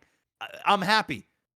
So I'm going to keep doing what I'm doing. But until the doctor or somebody with some big influence comes in and says, bro, if you don't fucking drop some weight yesterday, it ain't going to be good for you. All right. We're moving from this island to the next island. Then that individual goes, you know what? I am 400 pounds. How about instead, the doctor told me to lose some weight. How about I just lose 30 pounds? That might make him pretty happy, right? So I'm just going to lose 30 pounds. Next thing you know, you go into the doctor goes, this is an improvement. You're doing a great job. Even though you know you could easily lose 100 and you were still eating them cheeseburgers late at night before you go to sleep. But hey, you're still losing some weight. Nintendo has just been sitting there, obese as fuck with all of their printing of the money. Nintendo's been eating good. To be happy. They're just being good, man. They're just being good. Okay? But here's the thing. When the doctor does come in and say, hey, you got to lose some weight, they know at that point, dude, we have so much room to improve that, like, we haven't done any improvement for so fucking long that, like, we can just start giving them small incremental improvements. We can lose 30 pounds in this 6 months. We'll lose another 30 pounds in this 6 months. Shit, we might even drop 50 pounds come the holiday season and let everybody know, like, look at this new and improved Pokemon we got going on here. These fucking Pokemon they got 6 abs. 2 of them got 8. Look at this Pokemon. Look at the shape. Knowing damn well that they could have lost this a long time ago. They know. And why would you? If you're happy and you're healthy, and in this case, the business is healthy, why lose the weight? You're not being pressured to do it. That's where Nintendo is at. You can't blame them, man.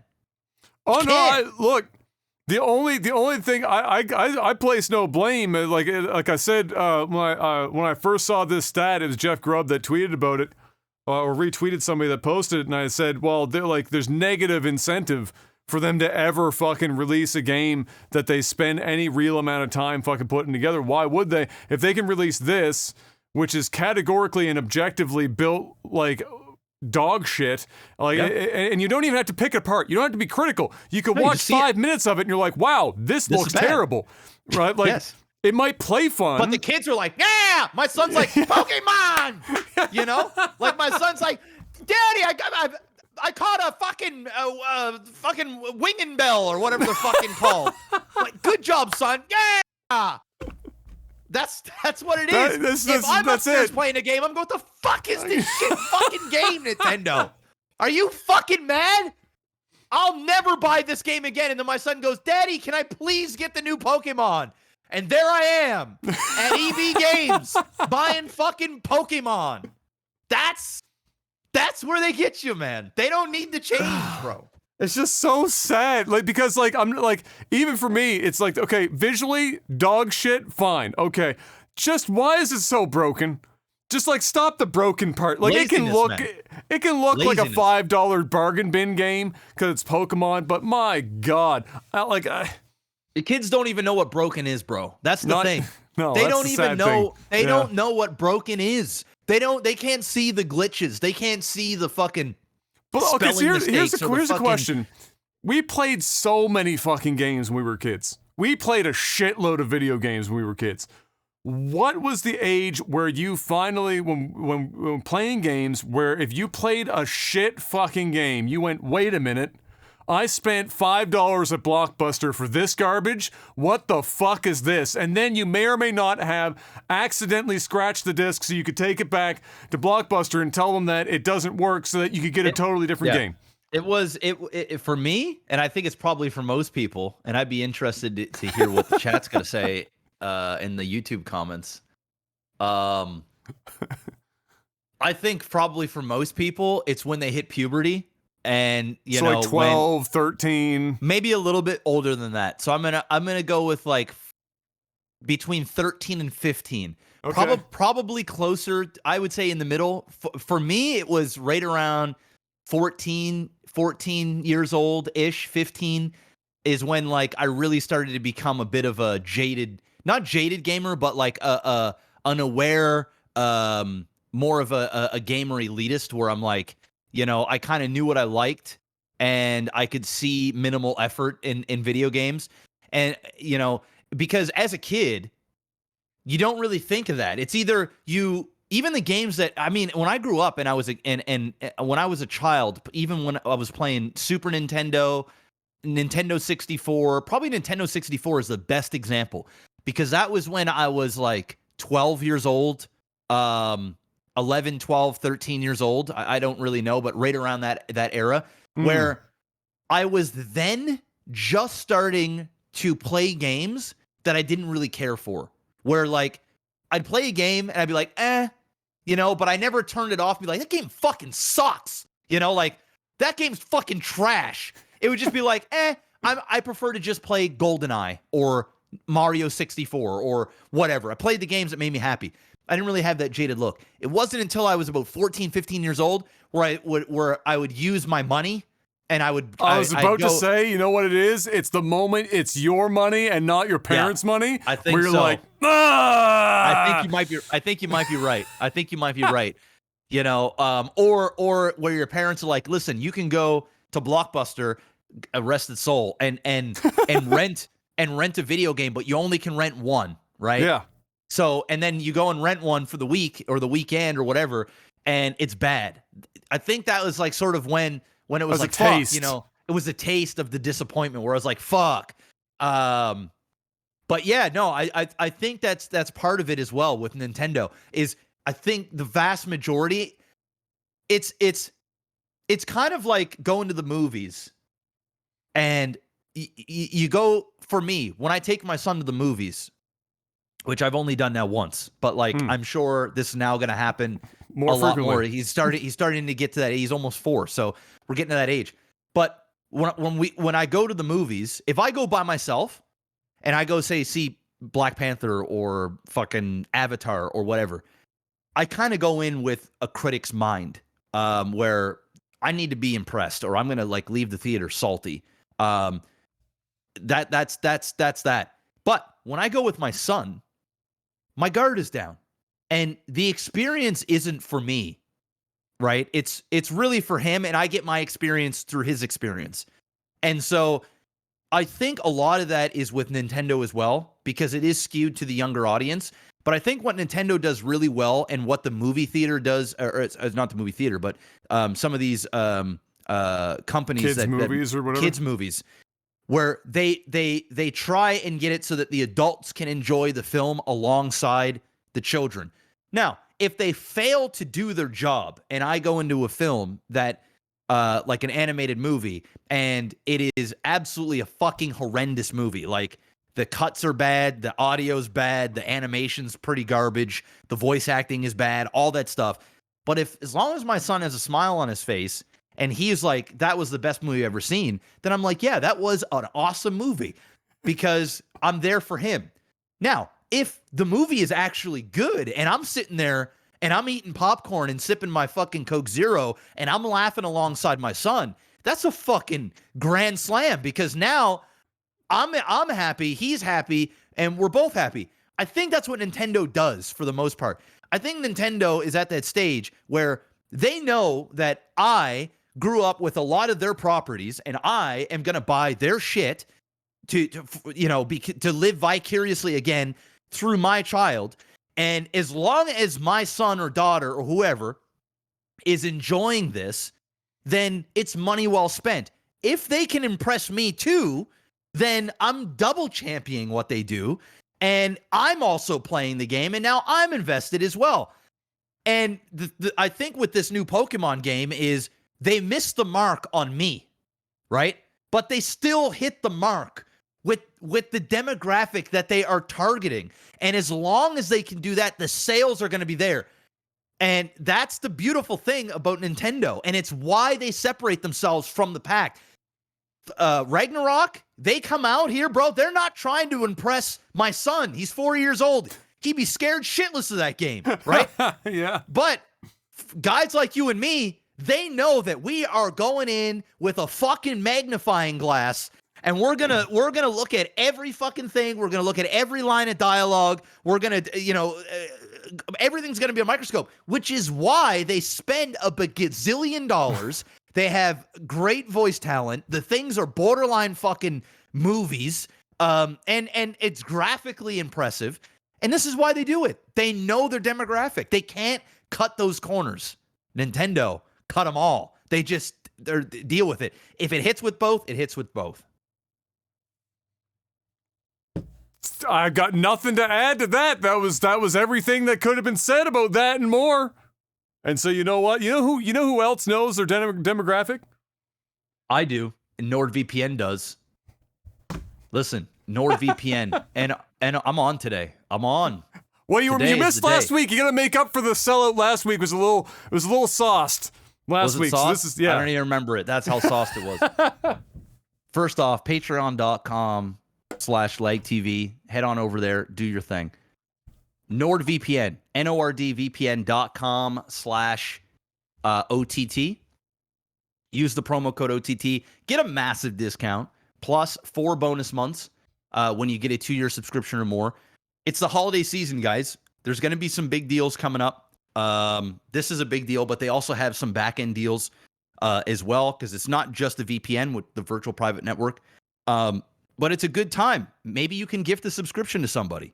Listen, if you've got friends or family that are out of stuff to watch on Netflix, say, hey, I get you some VPN. Not only is it going to keep you safe and anonymous when you're on the internet, but you can also watch the US Netflix now, or the Canadian Netflix now, or the UK Netflix now with the click of a button. Just mask your IP, open up Netflix. You don't have to program anything in.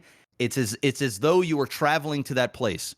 Whenever I travel to the States and say I'm in Las Vegas, when I'm in Las Vegas, I just open up my laptop and I don't even use a VPN because I'm in the United States. But if I go on the Netflix, it's a whole different Netflix. It's like, whoa, what's going on here? What is this? When you realize, though, with NordVPN, you don't have to fly to Vegas to get that experience. You can do it right at your own home at the click of a button. Mask your IP to any of the states in the United States of America. Happy Thanksgiving. And you can watch all of those different shows, all of those different movies that they have on their catalog, because different countries have different licenses, and you can enjoy different content. Plus, if you're out there and you're torrenting things and you're downloading stuff, guys, you gotta allegedly, okay? Hey, you can torrent some things that are very legal. You can.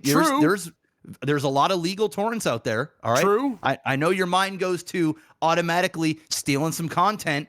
All right. I get it.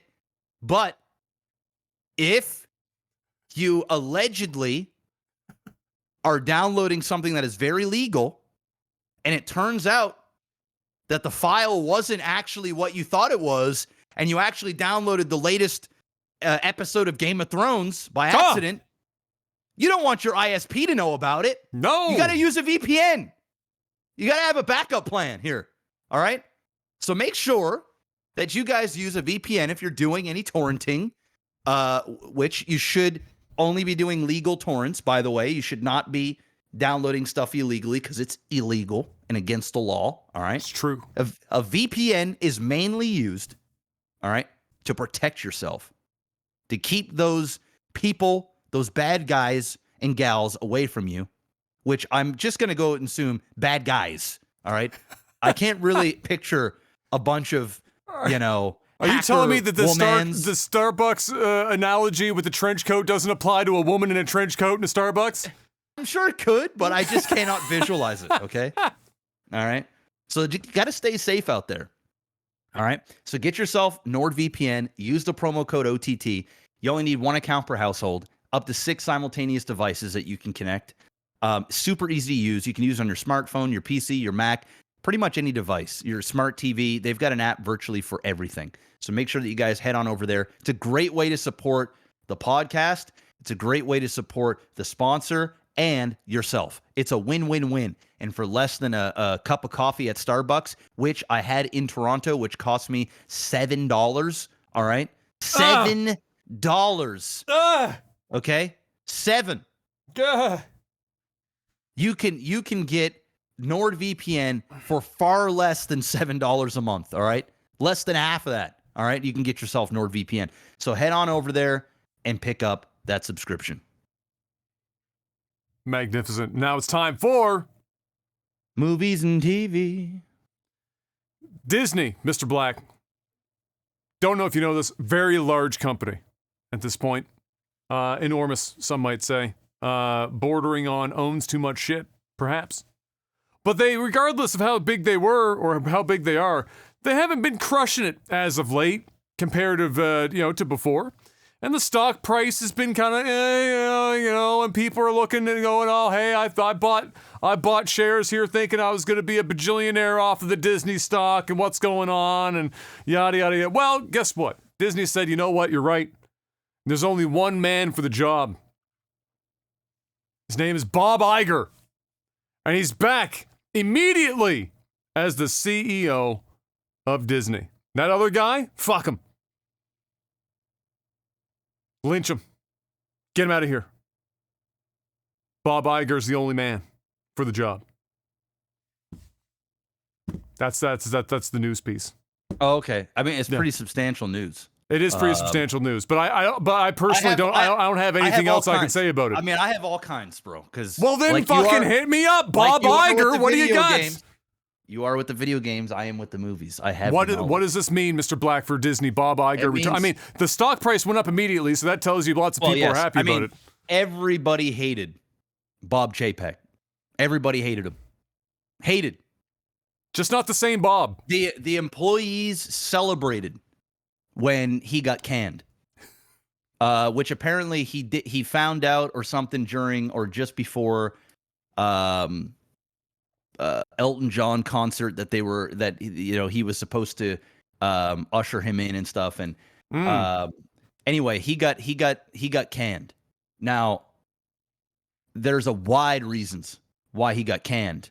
Now Disney has made lots of money under Bob Chapek. They have done some good things, but they've done a lot of bad things. So number one is shit went fucking hella sour when Bob Chapek went to war with DeSantis, whatever the fuck, that Republican from Florida. Oh, Florida? And they had all that fucking crazy shit that went down that we don't really need to get into, but they went to war, and Disney thought they were untouchable over there in Florida because it's Disney, and they got into some fucking hot water. Now they probably still would have gotten into some hot water even if it was Bob Iger there, but there's some hot water that happened there. Then another thing happened where Disney lost their ability to play in China, which we talked about last week. So people were not within the company and fans alike, because there's a lot of Disney fans in China. There's, they've got theme parks all over the world, where that relationship went sour, which, by the way, yesterday, it was either today or yesterday, Avatar, which is under Disney, is going to be in China. So they've managed to get Avatar in there. We don't know if it's because Bob Iger's back. It seems very convenient that, Bob Chapek is out, Bob Iger is in. This is the first Disney film to be in China in a very long time. I mean, we're talking some big movies, so that's a massive W, because James Cameron needs it. He talked about how this movie basically needs to be in the top 5 of all time before it fucking breaks even. Yeah, we can talk about that too. So there's that. Then the direction that they have gone with Star Wars, with Marvel, with the Disney Plus, the dumb, idiotic shit that he did when it came to Scarlett Johansson with Black Widow, when her contract, I think we talked about this on a podcast. Oh, right. Yes, I remember that whole gong show. Where she was supposed to get some back end points for the Black Widow that didn't go to theaters because of COVID and went directly to Disney Plus. And they did not want to pay her anything. In fact, they doubled down and said, it's COVID. You already got paid $20 million. Yeah. Aren't you already rich enough? What are you doing? That was the don't you have phones kind of comment. It's fucking it's ludicrous, right? You know, it's in the world of business, whether it is movie business, music business, gaming business, fucking real estate business, any business, it's never what you are worth. It is what you negotiate. And when you negotiate something and you sign a contract, you gotta go through with that contract. If you hire somebody to pay X, Y, and Z, and they don't do X, Y, and Z, then okay, fine. But if they do X, Y, and Z, you gotta pay. And they didn't want to pay. Now, when Scarlett Johansson said, fine, I'm fucking suing you, and I'm not going to be part of your bullshit fucking company anymore, and I'm not going to be the Black Widow, I'm not going to do all this stuff, what do? They got bent over, and they wrote a fucking massive check, which cost them probably significantly more money than what they would have if they would have just sat down with her and said, hey, unfortunately, because of COVID, we got to go to Disney Plus. You're not going to make millions of dollars on the back end of this movie like we were promised you would, but we want to compensate you. Let's talk. They didn't do that. They tried to make her seem like the villain. So it's been a long laundry. Then there's Star Wars, all right? And Star Wars is fucked. I mean, that shit, there hasn't been a movie since the last, whatever the fuck the last movie was called. I didn't even remember it because it's that bad. It's stained. So and apparently he's awful to work with. It was just bad. Employees didn't like him. Nobody liked him. So do we know why he was put there in the first place? Because this sounds like all things that there should have been red flags that, like, he was maybe not going to be the right guy for this job. So was he, like, the only fucking option? Or, like, how does somebody that clearly must have had some red flags that they were going to torch the whole thing to the fucking ground, how did he end up in this position? Well, the thing is Bob Chapek has had a very, very, very strong career. Like, he is a CEO, right? He is one of those guys that can run a business and make it profitable. The thing is, Disney ran, and let's be real here, Bob Chapek took the reins just before COVID hit. And nobody can, you put, like, all their theme parks get shut down. I mean, fuck. The guy got put into, quite literally, the worst time ever. Now, he's a very competent CEO, and he's made the company money. He basically birthed Disney Plus. I mean, he comes from a media background. He was revered in the world of, like, television and media. He knows what he's doing, and look what he's done with Disney Plus. I mean, let's be real. The thing is printing money. It's a good subscription, right? Like, Disney Plus is like, it's like a Netflix now. In my household, if I had to choose between Netflix and Disney Plus, I have to pick Disney Plus because my son, right? Like, it's just the way it is. So he's done a lot of good stuff, but in so of doing that, he's lost that heart of Disney. There's just this intangible that, like, it's become a little bit too corporate. It's become a little bit too that magic is just gone out of Disney, and it's become this money printing machine. And there's just been some bad decisions being made. So it's not that he isn't competent. I just don't think this role was good for him. He's a CEO, but not for this company. He's a CEO for a different company. Correct. Or I think that there might have been divisions in which he could have done very well in, but other divisions he just probably shouldn't have touched. Within division, because Disney's a big fucking conglomerate, man. They're a merchandise company, a tourism company, a fucking everything media company. Conglomerate. I mean, they are fucking an everything company, right? So and then Chapek came in, and then he created this new board, and then he had a bunch of guys that were loyal to him that gave high paying jobs, and some of them were competent, some of them weren't. They're all got fired now. Pretty much the whole fucking thing is gone. So what does this mean? So Bob Iger is back. He's back for 2 years. That's it. And then he's gonna have to find another CEO. But Bob Iger is like the good guy of Disney. The shareholders love Bob Iger. The fans love Bob Iger. It's good. But Bob Iger's old. He doesn't want to do this anymore. He's already made his bagillions of dollars, but he's willing to do this. Now, there are some rumors going around. Some big rumors. Okay. Some huge rumors. Okay. Some massive rumors. Okay. Going around. The first rumor I think everybody here is going to like, and from what I'm hearing, okay, I don't have any direct sources, but I do watch a lot of movie-related stuff, and those people have direct sources, and we're seeing some things in the trades. Okay.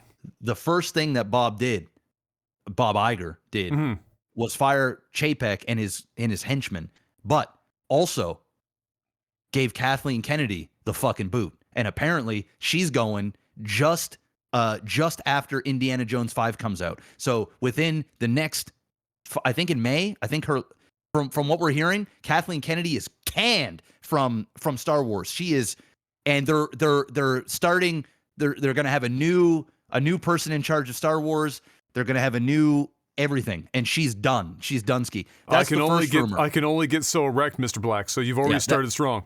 That's the first rumor, and the rumor is actually pretty solid. I think this, and it makes sense, right? It just totally fucking makes sense. The other thing is with Bob Chapek that I didn't mention. Bob Chapek just renewed like a month ago for another 3 years, and since he got fired, he gets paid out. Of course, for all of his time. So that cost them so much. You know that Disney needed to make a change when they're coming in. And they just fucking, they just renewed a massive contract, and now they got to pay it out, and his henchmen, all that stuff, just to get him out of there. So Kathleen Kennedy, gone. Bob Chapek, gone. His henchman's gone. But here's the other big rumor, and this one is a legit rumor that is starting to get some headway. It's a big one. Apparently Bob Iger has come in. These are through the grapevines. We'll probably hear more soon. Okay. The reason why he came back and did all of this shit, and he's in here for 2 years, is that they are preparing to wipe out all of the bad, bring in some new, and then sell Disney to Apple. Apple is in rumor to buy Disney. This is what the rumor is. And Bob Iger is the same guy that got in Marvel, that got in Star Wars, that got in all of these big fucking huge companies that they bought. And this is the rumor. Now, do I believe this? Not necessarily. But within the next 2 years, apparently he is shaping up the company to be bought by Apple. And Disney is worth, I think it was like $200 and something billion, something along those lines. And Apple is worth is one of the few companies in the world. Oh, it's 2.2 trillion. Yeah. Apple makes what Disney is worth like a quarter. It's exactly. It's literally if somebody could buy them and just be like, whatever, I'm just going to buy them. Apple is a company that could quite literally eat them up and be like, I still got another $1.8 trillion in the bank. What are you going to do about it? So these are the rumors. These are the rumors. It's being picked up by the trades now. We don't know if this is real. Do I think that's going to happen? No. But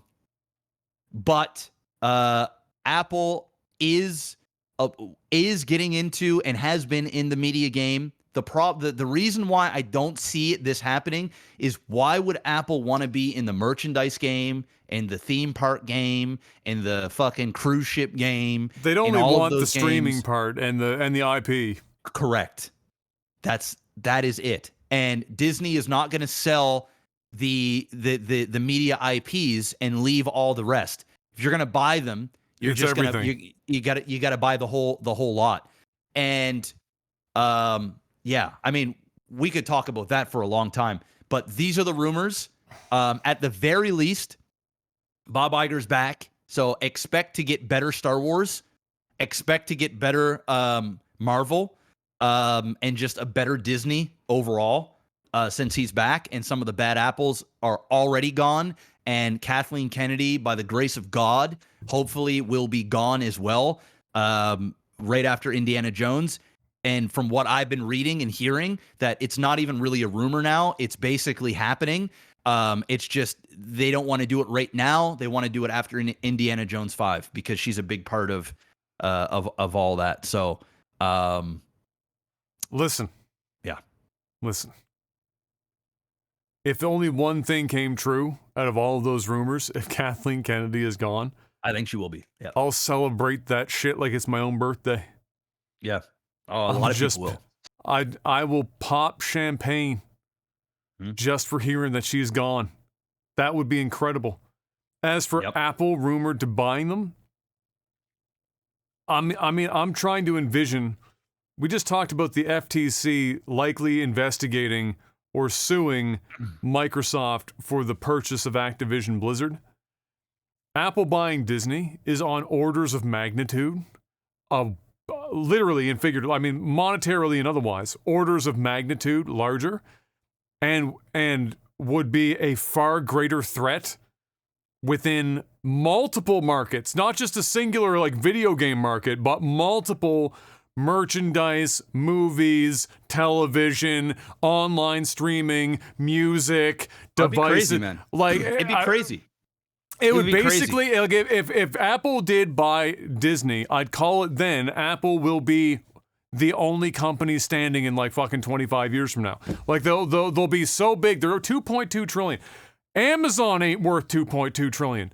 And we use Amazon way more than any individual uses fucking Apple. Yeah, but where Apple makes their money, people think, I mean, they make their money on their phones, obviously, and their tech. I mean, they are a tech company. Yeah. But where they make their big money is software, is all of the fucking purchases that people, dude, fucking, they're taking 30% of fucking everything. Yeah. Everything, and they're fighting to get more of that. Yes, they own fucking every fucking, like, every time that you buy something on your phone, on a fucking, like, just, you don't even know this, but Apple is quite literally getting 30% a lot of the times on a lot of these apps, on a lot of these transactions. Well, that was the big discussion point in the Apple versus Epic Foundation. Was Epic going, look, these motherfuckers have the walled garden of all walled gardens in the world of business. Yes. They are 30% off the top of literally everything that waltzes past one of their devices, which is why they're worth so much money. You take that away and they'd still be worth probably $1 trillion, but 2.2 trillion so dollars, and they only passed the 1 trillion mark a few years ago. So it took them forever to get that first trillion, and they've doubled their shit during one of the worst economic downturns in the last 40 years. So to give you an idea, but what did everybody do? They all sat home. They sat on their devices. They're on their phones. They were buying shit online. So it's that 30% cut just coming in big, bro. Anyway. That's the rumor. Now that is a pretty big rumor. Like, if you even Google it, it's all over the place. Like, people, think that this is going to potentially happen. And Bob Iger is the guy that do it. That do these things. This is like, imagine if he made a sale this big, this would be his legacy. This would be like, this is like a thing that like would be talked about for fucking forever and forever. The reason why I don't think it's going to happen is because I don't think Apple wants to be in all of these different businesses. And I also just, Apple is known to be a creator. I know that they're, when I say a creator, of course, they go and they buy out people's software and they buy out specific tech and different things. And they create things almost from the ground up to a degree. And they're not really known for buying out big companies and then integrating them. But what does kind of make sense as well is, you've got Apple TV, right? So, you've got Disney Plus. Like, I mean, Disney's so big, dude. They own fucking, like, everything. Like, Disney is, like, in the Which fucking is why ESPN I can't imagine. Game. But, like I can't imagine the FTC looking at Disney, going to Apple and being like, yeah, that's fine. Yeah, like, it just... It's actually crazy. Like, people just think, like, oh, theme parks and stuff. They own fucking... Disney owns a lot of shit. Like, a lot of stuff. And the fact that Apple is nowhere near some of the avenues in which they are, that kind of is a bit weird. But when you think about it, when you really think about it, if they did buy the Disney cruise ships, would all be fitted with Apple stuff. The fucking theme parks would all be fitted with Apple tech, Apple everything. The Disney Plus could merge in with the Apple music and Apple fucking video and all this other stuff. They're in the actual media game, all the sports, everything. And all the payment processors that are being used, everything could be under Apple, and it would make massive money for Apple in the long run. So it's one of those things where I just can't physically see it, but I mean, it makes sense, but it makes sense. It happening would be insane. And what other company could really buy buy Disney? Amazon. Like, I mean, outside of that. And even that would be like taking a massive chunk of what Amazon has to buy Disney. Apple, on the other hand, it's like, bruh, this is whatever. It's If money's not the problem for Apple, it would just be the FTC blocking them from buying shit.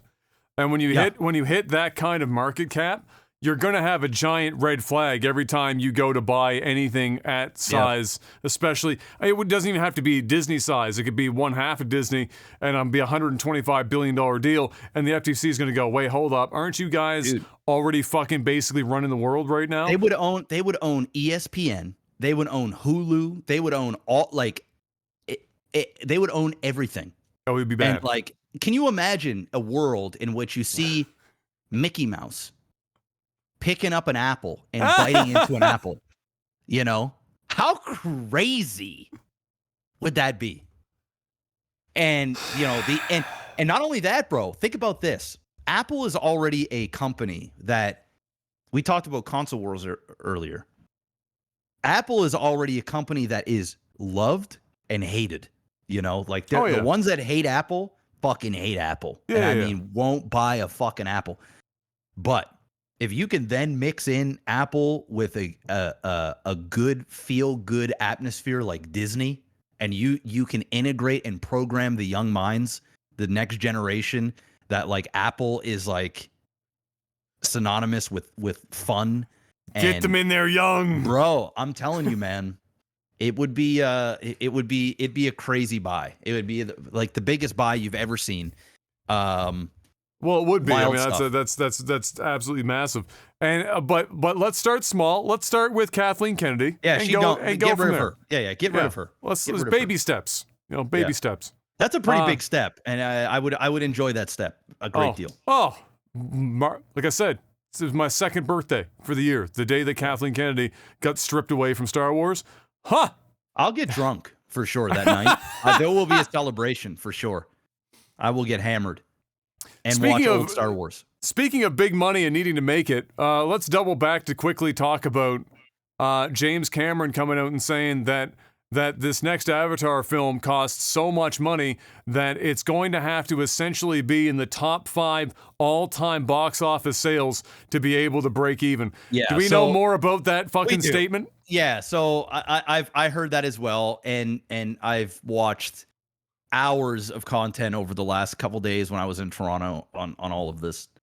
And basically, he's full of shit. Okay. I mean, clearly, how much money did the movie going to cost like $1 billion to make? No. People are thinking, saying that this movie costs anywhere between $300 and $400 million to make. And so, you know, if the movie made $1 billion, which it will, it's going to be profitable for sure. I think James Cameron is just saying this to get people to go into the theaters. Another thing that he said was, you know, if Avatar 2 and 3, which they're already filmed, so that's done, and we're getting Avatar 4 and 5 as well. Are they doing those back to back the same they did 3, 4? Yes. Yes. So from 2, 3, sorry? 2 and 3, yes. Yeah. So from what I'm gathering is James Cameron, I think what he means, either he's full of shit and he's just throwing out fucking spewing garbage to spew garbage. But I think what he really means is he needs to make $2.2 billion for 2 and 3, right? Oh, okay. Or $2 billion for 2 and 3. Not necessarily just for 2, because they filmed both of them simultaneously, essentially. Right. And so there's that. There is no way in fuck that movie costs over $1 billion to make. 0% chance. I don't care how high the tech is, what they fucking did. It's just, it doesn't. Nobody is clearing James Cameron for $1 billion movie, no matter how good James Cameron is. No. And apparently, when he went to go, this from what I was reading is apparently when he went to go do these more avatars, and he had to film a couple of them in a row. Disney was like, "Nah, bro, like, you know, here's a budget, like, just kind of do one, and be the." And James Cameron was like, "Bitch, I'm James Cameron, and I have 2 of the highest grossing films of all time. This very lot that you are standing on was built off the movies that I made. I'm gonna do whatever the fuck I want to do." Because apparently what they told him when they did all these notes and stuff, and they said, "Okay, you do you, but we need less.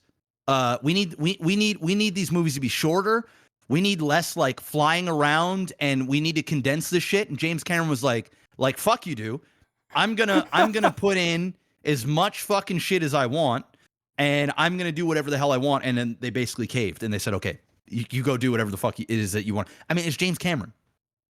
It's James Cameron, you know? Well, that's just it, right? Like, but at the same token, not even James Cameron has the fucking clout to pull down $1 billion for a movie. Like, not even James Cameron has that clout. No. Unless he wanted to take his own $1 billion and fucking put it up for grabs, you go right ahead. But yeah, he ain't gonna do that. Like, especially imagine coming out of the pandemic or whatever the fuck, and being like, "All right, I need $1 billion," and the movie industry is going, Well, I mean, they've been working on these movies for years. Oh, so but I mean, like the next 2 or whatever the fuck that are coming up afterwards. Well, be like, listen, man, this movie, now that it's gotten greenlit in China as well, dude, this movie is gonna make so a lot much of money. Fucking money, bro. Estimates, Mr. Black. What do we think? This Avatar 2 coming up, coming hot, coming at the end of this year. What is it after it's all said and done?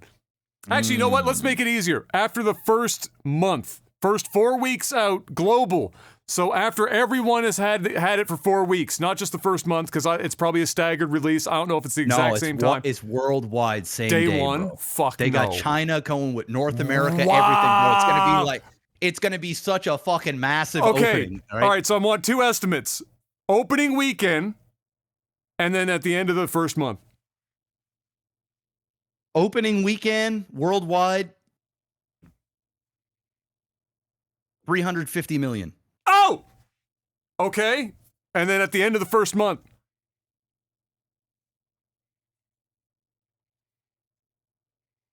Oh, man. Oh, man.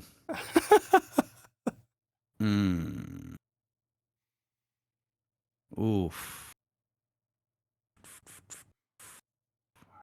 It's tough, man. I'm going to say opening weekend worldwide's 250 mil. I'm going to say at the end of the month. It's going to make more than that. I think at the end of the first month, when people start going back for a second viewing, because it's going to be one of those movies that people go back and see like fucking twice or three times in the same month. I think at the end of the first month global, it's going to hit $900 million. First weekend, 250. End of the first month, 900 mil. If it's really good, because we know it's going to hit $1 billion eventually. If it comes out and it has the same effect that Avatar 1 had, where bitches were online writing about how they wish they lived in fucking, like, the fucking whatever that planet was called again. Like if it has that kind of impact, 900 mil globally, end of the first month. 250 the first weekend. Because you can only get so many people into a theater in the first weekend. Like, you only pass so many bodies through a door. Dude, I'm going $1.1 billion. Oh! After 30 days. Ah! I'm saying 1.1 bill. So I'm going lower on the front end, you're going higher, and you're going higher on the back end, and I'm going lower. Interesting. I'm going higher on the front end. Yeah, so 350 million. Yeah. Opening weekend. So that, you know, and higher on the back end too. And then higher on the back end as well. So go ahead. But here's the thing. The movie has to be good. Yes. To hit that. If the movie isn't good, I'm going to go between 800 and 850 million. Okay. If the movie is good, 1.1 billion in 30 days. I'm going to say if it's good, 900 is my number. If it's not good or just mid, 750. Yeah. And just so that people know, the first Avatar is the highest.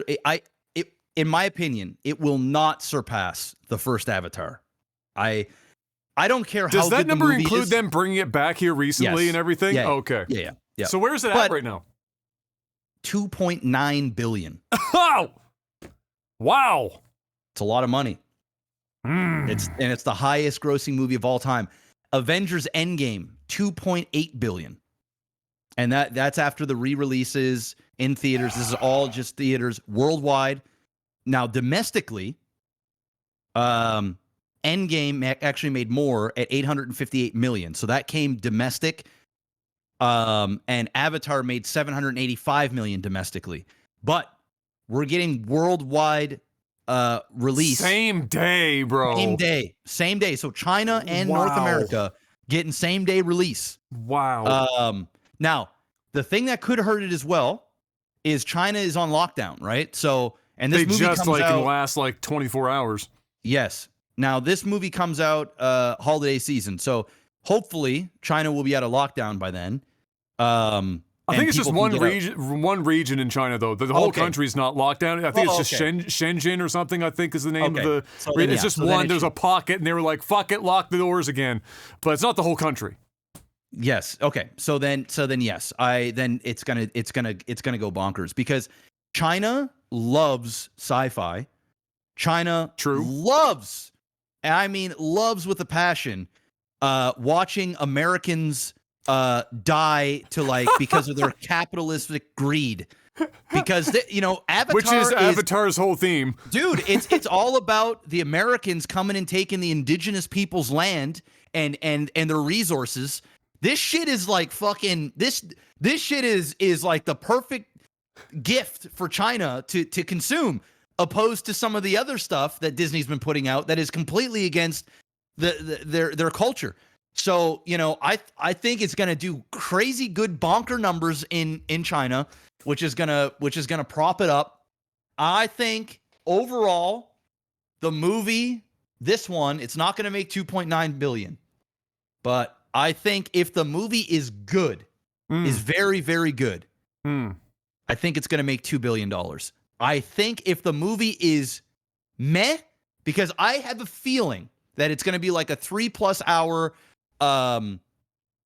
story where we're gonna get led into the next one. You know what I mean? It's kind of like almost the big. It's going to be more world building. Put you in there. It's going to be an amazing experience. But in terms of the story, it might feel a little bit underwhelming because they're going to try and grip you to get into the next movie, right? So I think if it doesn't do, if the movie is kind of meh, but the experience is great, I think this movie is going to do 1.8 billion,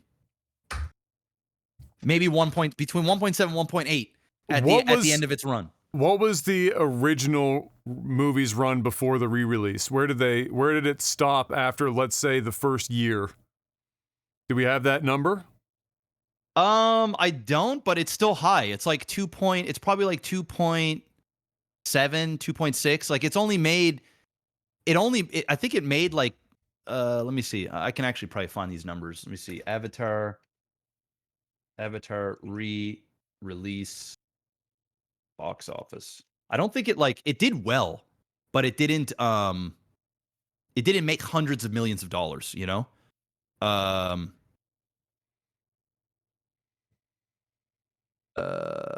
Yeah, I don't know. I don't want to hold up the podcast. Yeah, no, it's all good. But it's nothing crazy, right? Like maybe just add another $100 million onto Endgame and the other one, right? Because the re-release, it's not like it made $300 million on a re-release, It's I think, yeah, if it's really good, I think it hits 175. Oof, yeah, that's still really good. Really good. If the movie makes 1.5 billion dollars, it's doing huge. It's massive success, dude. If it makes $1 billion, I mean, it's a success. Yeah. And remember, Avatar doesn't even need to really break. So say the movie did cost $1 billion to make, which it didn't, but say it did, and say it made 1.5 billion and it broke even. The money is also made on the theme parks, the fucking the merchandise, all that fucking shit, bro. That's where they're shoveling even more money. But I just think theatrically, this shit hits $1.5 billion or more. This is bro. It's massive.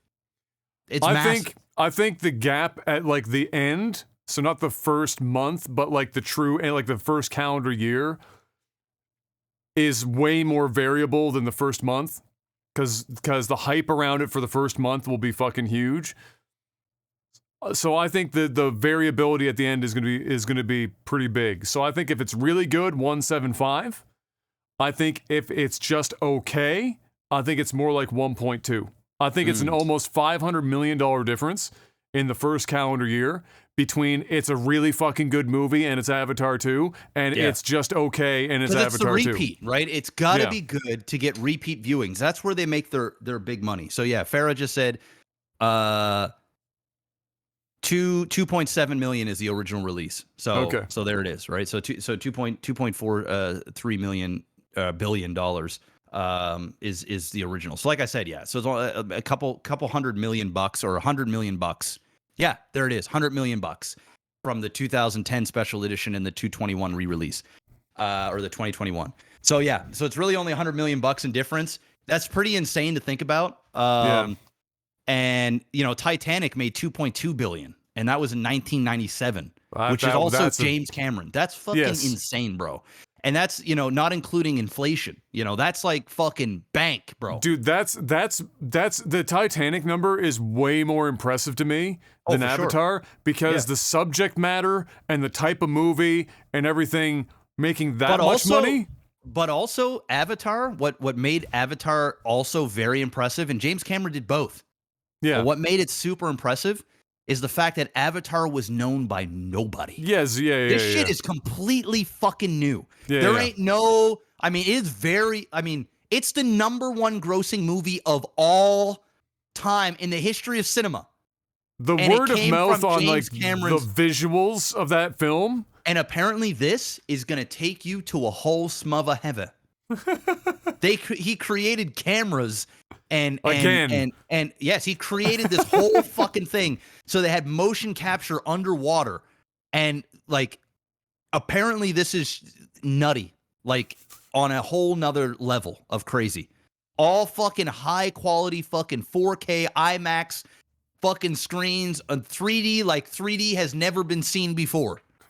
Bro, I'm excited, man. It's like it's a theme park for adults. It's like going in there and watching an experience.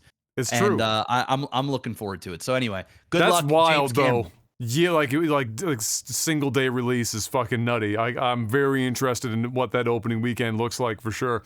Ryan Reynolds mentioned earlier this week at one point that at one point he wrote an entire, he and somebody else, can't remember the other person off the top of my head now, wrote an entire Deadpool Christmas movie. But in the midst of the Disney Fox deal, shit got lost in the transition over, and it never actually came to fruition. I guess he's putting that out in the open now, thinking, hey, maybe this is the time for a Deadpool Christmas special before the Deadpool train goes away. What I'm hearing is the Guardians of the Galaxy Christmas special that I don't know if it just came out now or it's about to come out. But there's been a bunch of reviews. Apparently, it's pretty incredible, and it's only like 40 minutes long, but it's like. That's the right cast of people to do a Christmas special for superhero shit. Like that. If there was going to be one, Guardians makes a lot of sense. I would watch a Deadpool Christmas special. Dave Bautista and what's her face? The one that has like I know who you mean. I can't remember. Apparently, Amantis, I think her name is. Is it Mantis? Something like that. Apparently they're the standouts and they have really good chemistry. Well, their back and forth in the films were always like really fucking good. What I'm hearing is like the premise is Star-Lord is obviously Gamora's dead. And so he doesn't have his love for Christmas. And so they try to surprise him and do things for him for the holiday season. It's apparently, I think it's 39 minutes long.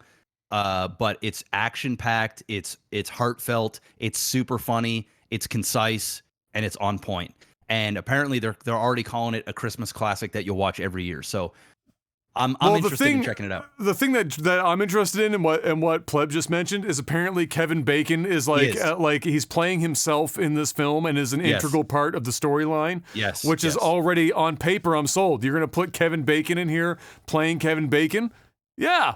Which means, what the best part about that is, Mr. Black, is that Kevin Bacon is now a canonical Marvel character himself. Well, there you go. How many people get to say that that's meta as fuck? Kevin Bacon is now a canonical Marvel person. Is this going to be canon? Like, is this going to be like, it better be if Kevin Bacon's in it. Yeah, you never know. Who knows? Guardians, who knows? But I'm interested in checking it out.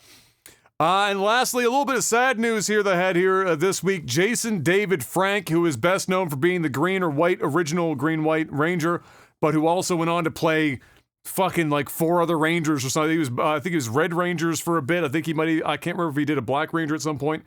But he was like the Power Ranger. That dude stayed with that series forever and ever and ever, and was clearly everyone that when he passed away this week, sadly of suicide, and everyone that worked with this dude that came out to talk about him, and nobody had anything but incredible things to say about him. Very nice guy, hard worker, loved the Power Rangers brand more than pretty much anyone embodied I think he had a karate school too, and it's still being operational and doing its thing. Yeah. He was into mixed martial arts. He was a proper martial artist on the other side, and yeah, it was pretty fucking sad to see that he went. I had heard over the last few years that he was struggling a bit with mental health, and so really sad to see that he lost that battle, despite clearly having a lot of people that were pulling for him, and so yeah, sad to see him go, but bless the guy. Big part of my childhood. I remember watching the original fucking Power Rangers. As soon as Tommy came on that show, I was locked in. I was dialed in. Green Ranger showed up. And yeah, it was dumb as fuck seeing him play a dagger like a fucking flute, but you know what? Fuck it. But it was Power Rangers. So You know what? Yeah, it was fantastic, and sad to see him. Sad to see him go. So all the best to his family and everyone that was close to him and good friends and coworkers with him. Men's mental health, is there a more ignored topic on earth? I mean, probably, but it's definitely one that's not talked about enough because, at least in the West anyway, because in the West, men's mental health. You gotta be macho and you gotta be, you're a man. You gotta bury that shit. Bury Yeah. it deep, and weather it. And so, it is sad. So if you're in a similar spot, my God, you're there. We don't have a phone number here, but depending on the country that you're in, call somebody. Talk to somebody. It's it's only going to get better if you talk to somebody. And really, the whole macho thing is a bunch of fucking horse shit.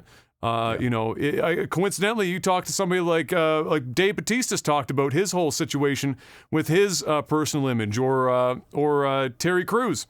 Yep.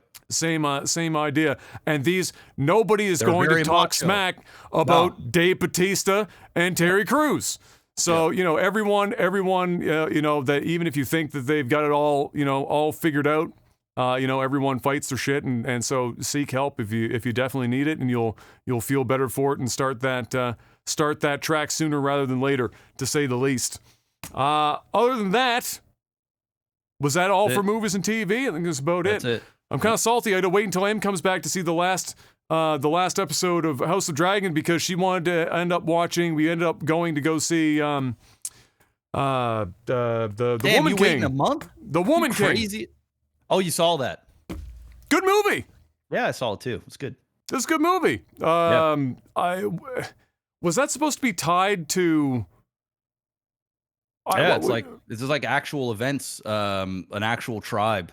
No, I know that, but somebody, it didn't make any sense to me. Somebody said they were disappointed that it wasn't like connected to like the Black Panther or whatever shit.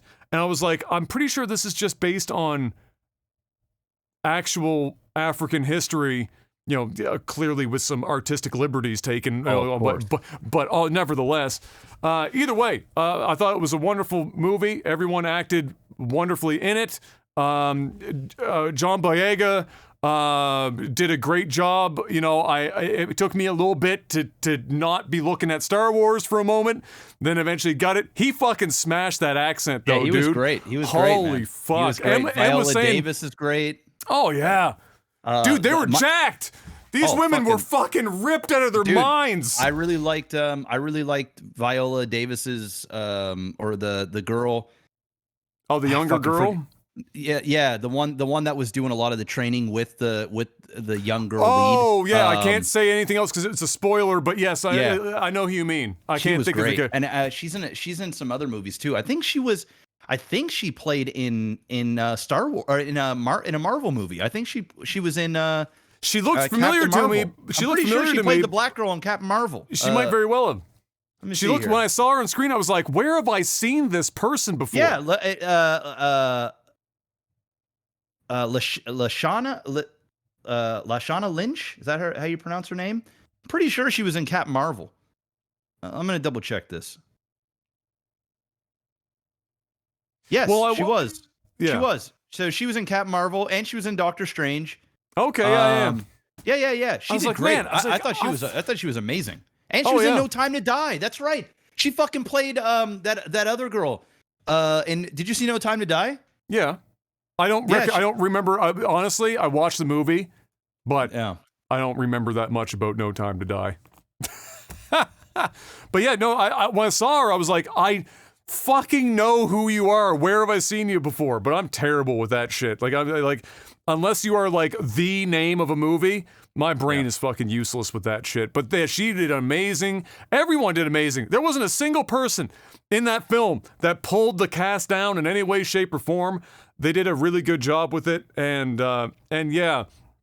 Actually, and Lolium's mentioned this in chat, I actually, I saw it in the opposite. They specifically have an entire, they almost have a monologue of sorts specifically about that part of African history where the African tribes themselves were selling their own people to the Europeans. Yes. And they address that very specifically in the film. In fact, John Boyega has a whole monologue about that, where he says, where his character is talking about how we can't do this anymore. We're part of the problem. Yes. And we got to be, they address that. And I think there was a lot of angry people. Yeah, there was a lot of angry people that watched the movie that was like, yeah, it was a good movie, but I don't like it because it made this tribe feel like they were the heroes when in reality they were doing some really awful shit.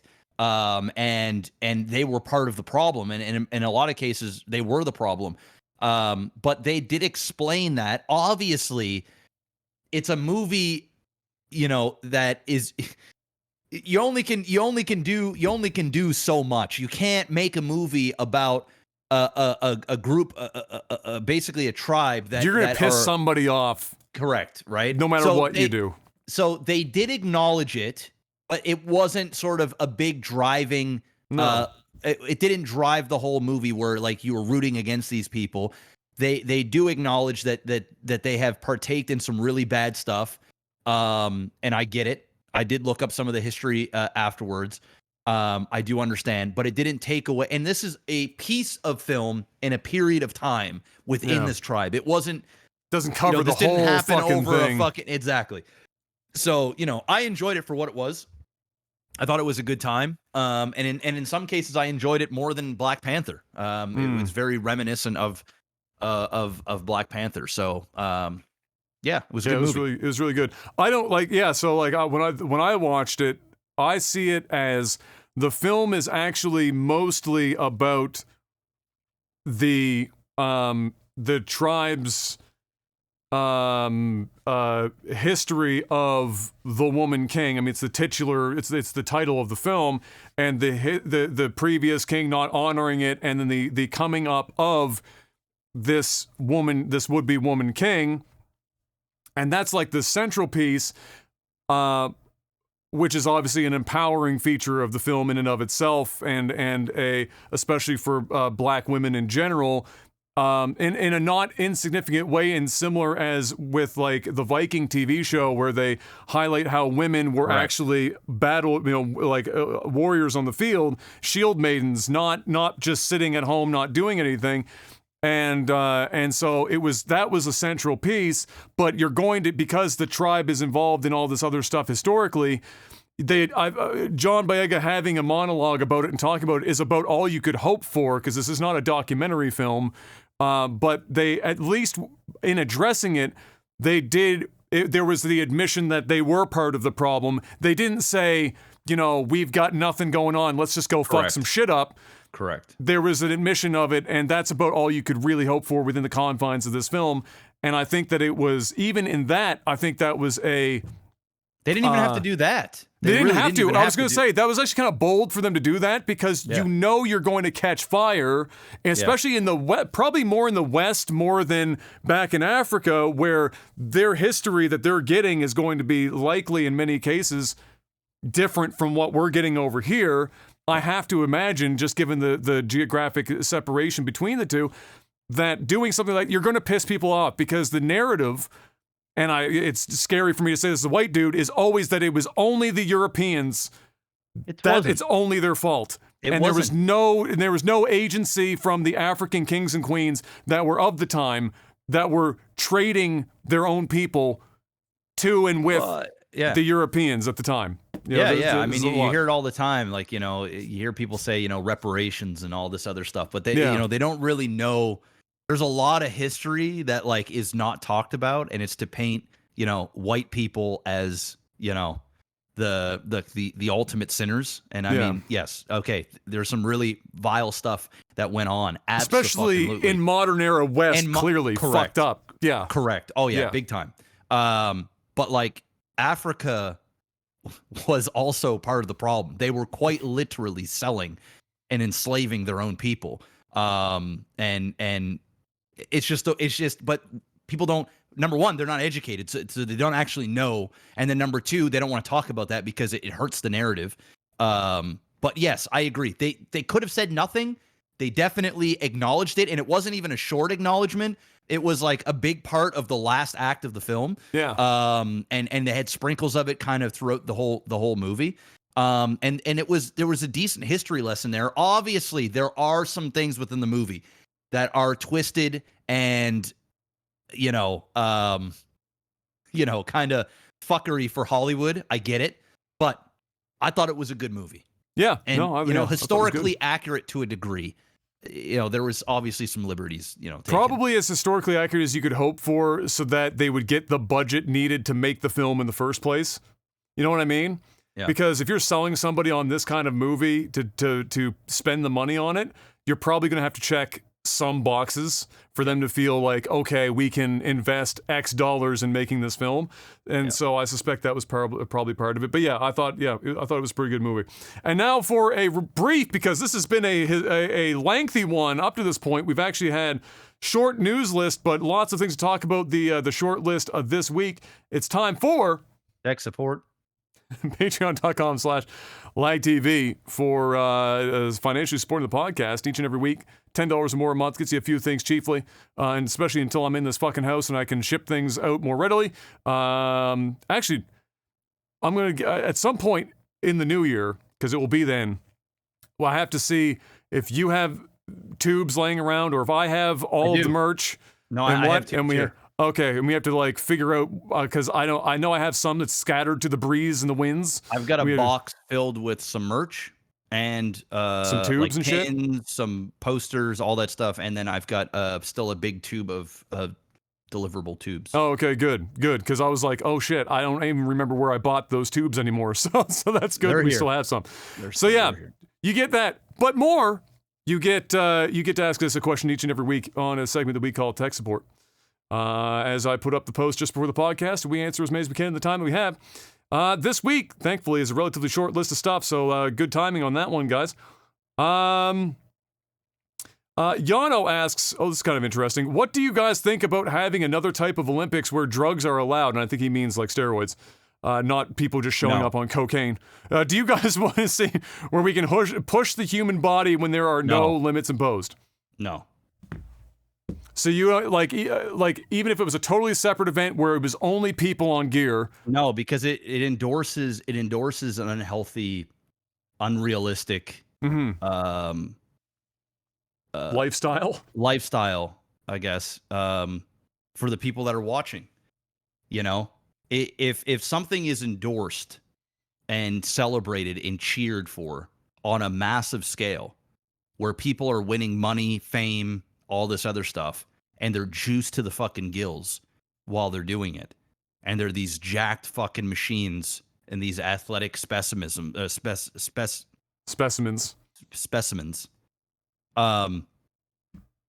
It just promotes all the wrong things. It promotes cheating, even though it technically isn't cheating because they're all allowed to do it, but it will put in the minds of people that like, hey, I'm on this gear. I can go and do all this stuff, even in the places that aren't. I'm not a fan of that. I think it's a bad direction to go, and there'll be some really, really bad consequences if they go down that road long term. Yeah, I think for the Olympics specifically, because of that it is the Olympics. I mean, I think everyone knows that in every traditional sport there are people on gear all the fucking time. And there are multiple institutes in place both to get people in underneath the radar of not being caught, and those institutions to try and catch the people that are actually on said gear to keep these sports as clean as possible. I agree. Steroids in general, I think, are a real sketchy fucking area to go into for anyone, because there is almost no upside health-wise. You are literally taking years off your life doing gear of almost any kind. About the only thing that I could appreciate people doing, and that would be, I guess, it'd be called more of a performance-enhancing thing than a straight steroid, is if they're supplementing testosterone for health reasons, where their T is particularly low, so they're suffering from depression or low sex drive or anything like that, because low T can fuck your body up really bad. So if you're supplementing to hit normal levels or whatever of testosterone, as a man, especially in your late 30s, early 40s, into your 50s and beyond, I'm okay with that. But like, I'm okay with that, but I'm still not okay with that even in sports. Like, because it's still a form of cheating. Oh, I'm not saying in sports. Yeah. I'm saying from the health perspective. Of course, like, yeah, sure. that. Yeah, sure. In sports, I think that there, and that's where it gets really gray. Is like what's allowed, what's not allowed, what's an enhancement, what's a medical reasoning. Like for example.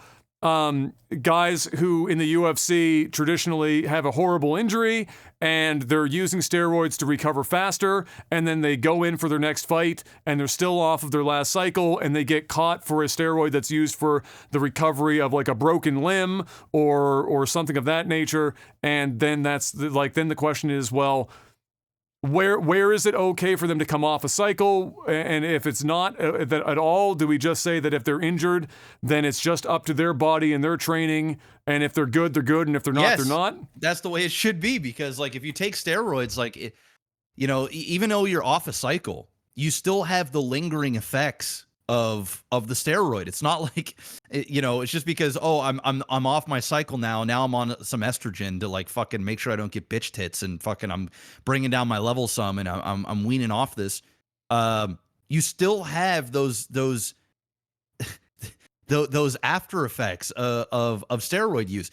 Even if it was kind of like what Anderson Silva did, right? Like he fucking got his leg snapped in half, and then he came back. He popped for drugs. Because he was on fucking roids, and he made up some excuse. It was like fucking dick pills and sex, whatever the fuck. It's like, bro, you went on steroids so that you could recover quickly, and then you went and fought, and you got popped, and it's the same thing. It's like, dude, you took drugs. You're a trained killer. You cannot do this. If you get injured, then you have to still go within those guidelines. They're still going to be testing you, man. Like just because you're not currently active. I mean, I'm talking about MMA here, but even if you're a baseball player or a football player, they're still going to fucking test you. And you're not going to go and inject steroids into your body and have fucking USADA or whatever testing pool knock on your door. If you're on gear, you're hiding. Doesn't matter if you're injured and you're like, bro, yeah, I'm on the juice, but like my fucking arm's broken. I'm trying to get back so I can make money again. And dude, I promise I'm gonna be off the gear for like 3 months before I actually get back. And you can't do that, bro. It's cheating. You cannot inject yourself with that stuff. Now, if you are an individual that likes to go to the gym and you want to look your best, and you want to maybe I don't fucking know, you want to lift heavy things, you want to look a certain way, you want to run a fucking a marathon for your own doing, and you want to take steroids or some sort of performance enhancing drug, go for it. I have nothing against it. Go ahead, and it's your body, it's your choice. You can take the risks, but as long as you're not competing against other people that aren't, that shouldn't be on gear, then it is what it is. If you're a bodybuilder and they don't test for anything, and it's known that everybody takes steroids and it's okay to do, then take your steroids. But like if you're a professional athlete, a sponsored athlete, somebody that is playing for a prize pool and an opportunity, under a certain set of guidelines, you can't do drugs. No, you can't take that stuff. I agree. I would prefer all sport be kept clean, because I view sport as the goal of being like the pinnacle of what humans are capable of, and so it's hard to tell what the pinnacle is of a person off of gear if you're constantly questioning who or how many people are on gear in the sport. It was like back in baseball was real bad, the Joe McGuire era where everyone's, cranking fucking 400 home runs a season, and then all of a sudden the gear drops away and people are not hitting 400 home runs a season. Nope. And then it makes you you have to recalibrate, like, all right, what is actual peak performance now? Things of that nature. So yeah, it wouldn't be my choice either to do, especially for the Olympics, which I truly consider to be like the peak of sport is Olympics. Yes. That's and not only the show. Yeah, and not only just peak of all athletes in the world, but it should be a peak of sportsmanship. Yes, yeah. You're representing your country at the highest level. You should be the most disciplined, sportsman-like athlete in your country on a world stage. How dare you take drugs to try and cheat your way through? I understand people do it, and they even do it today. I get it, but like, fuck me, dude. Like, you lose all credibility. I mean, even not on the world stage. If you're in the NFL, if you're in the NHL or any of these other stuff, you're making millions and millions of dollars. People look up to you. You shouldn't be doing these things. And it really is a problem no matter how you slice it, even if it's not in sports. Like the way that people look at other people and say, they aspire to be them. It was like, it's like with movie stars, especially with the advent Chris of Hemsworth. Like Chris Hemsworth, who is geared out of his fucking. Oh my God, bro! But here's the deal. Let me just set this fucking straight here for a minute. Is that Chris Hemsworth baseline genetics are fucking incredible. So what people get a really like, and this is part of the problem, is that people think that if they go to the gym and take steroids, they're immediately going to be able to look like whoever the fuck, or just be enormous and aesthetic and incredible. Yeah. No, genetics is still an enormous, way more than steroids part in what you're inevitably going to look like.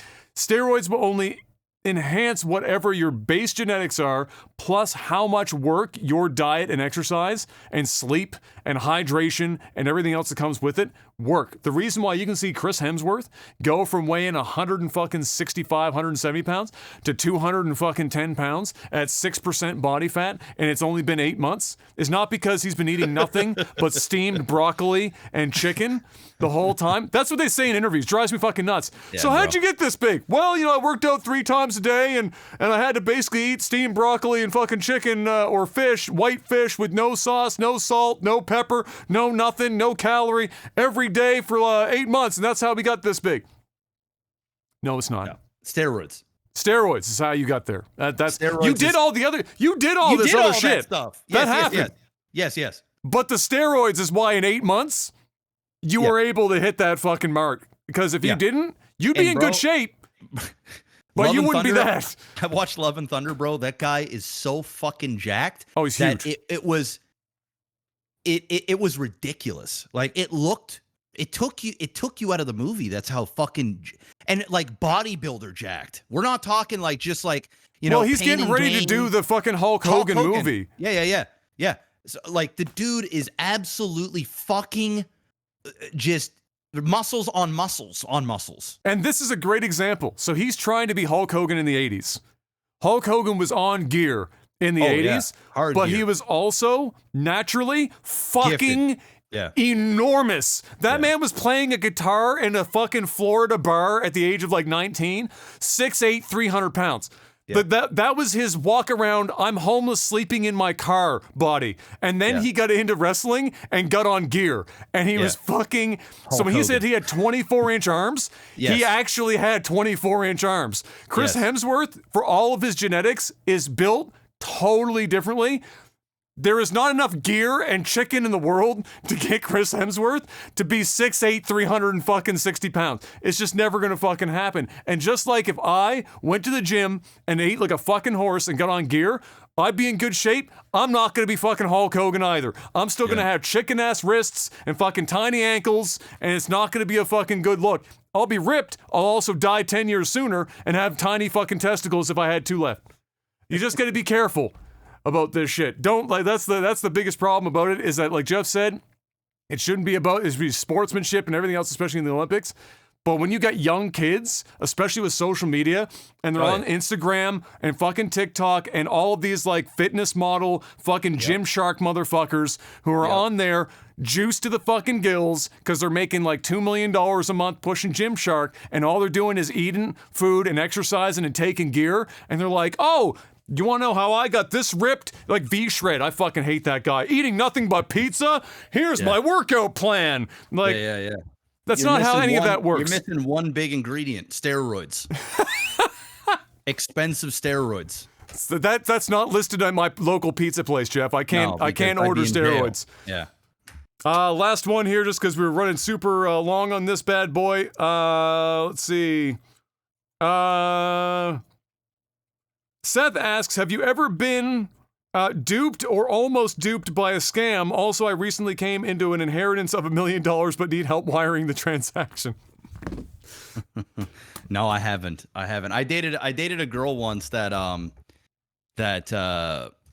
she sent her BlackBerry to Nigeria, and was waiting for her Western Union pay to come through.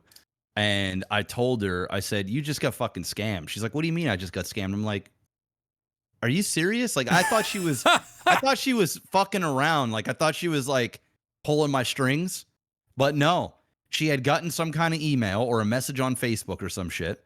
And this was a long time ago, man. This was like fucking, I was like 19 or 20 years old. And yeah, she was like, yeah, I sent it out. He's sending me $400. I'm like, you ain't never getting a fucking cent. And did she ever get any money? Nope, scammed. Gone. Thankfully, no. And I haven't gotten close either. No. But I think that's just a case of being terminally or like perpetually online. You learn to navigate the space, but if you're somebody that's just like your online life is you go on social media occasionally and that's like the fucking show, maybe YouTube. Yeah. I could understand or if you're why, older, right? Yeah, If I you're could older, understand you get an why. email. Yeah. Like, because even if you know that you should be on high alert all the time, some of the stuff that they're coming out with now is sophisticated enough. It's gonna catch. I mean, somebody. dude, I see it now. Like, I'll get random phone calls or like random text messages that are like, "Hey, we've got money CRA. for you." Yeah, it's like, yeah, we need all your, we need your passport, your social security number, and we've messed up on your taxes, and we have $10,000 coming your way, and it's just like, dude, you guys are fucking ridiculous. Come on. But yeah, thankfully, not yet. You never know. Maybe one day, maybe I get fleeced. But not yet. Not yet. And that's going to be it, ladies and gentlemen, for this week's Technical Alpha. Thank you very much. Not very thank you much. I need food. Thank you very much for coming by and seeing us today or listening to us on the RSS feeds or on YouTube. Again, in the comments section, 2 things for this week, really. 1, how old were you when you first figured out that games being kind of busted fucking sucked and you weren't just like, it's whatever. And 2, how much money is Avatar going to make in its first weekend and in the first fucking month?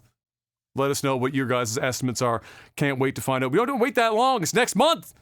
Bitch is showing up in basically 4 weeks' time. So sit tight for that one. And sit tight for next week for another Technical Alpha. Until then, stay safe out there. And until we see you, peace. Peace.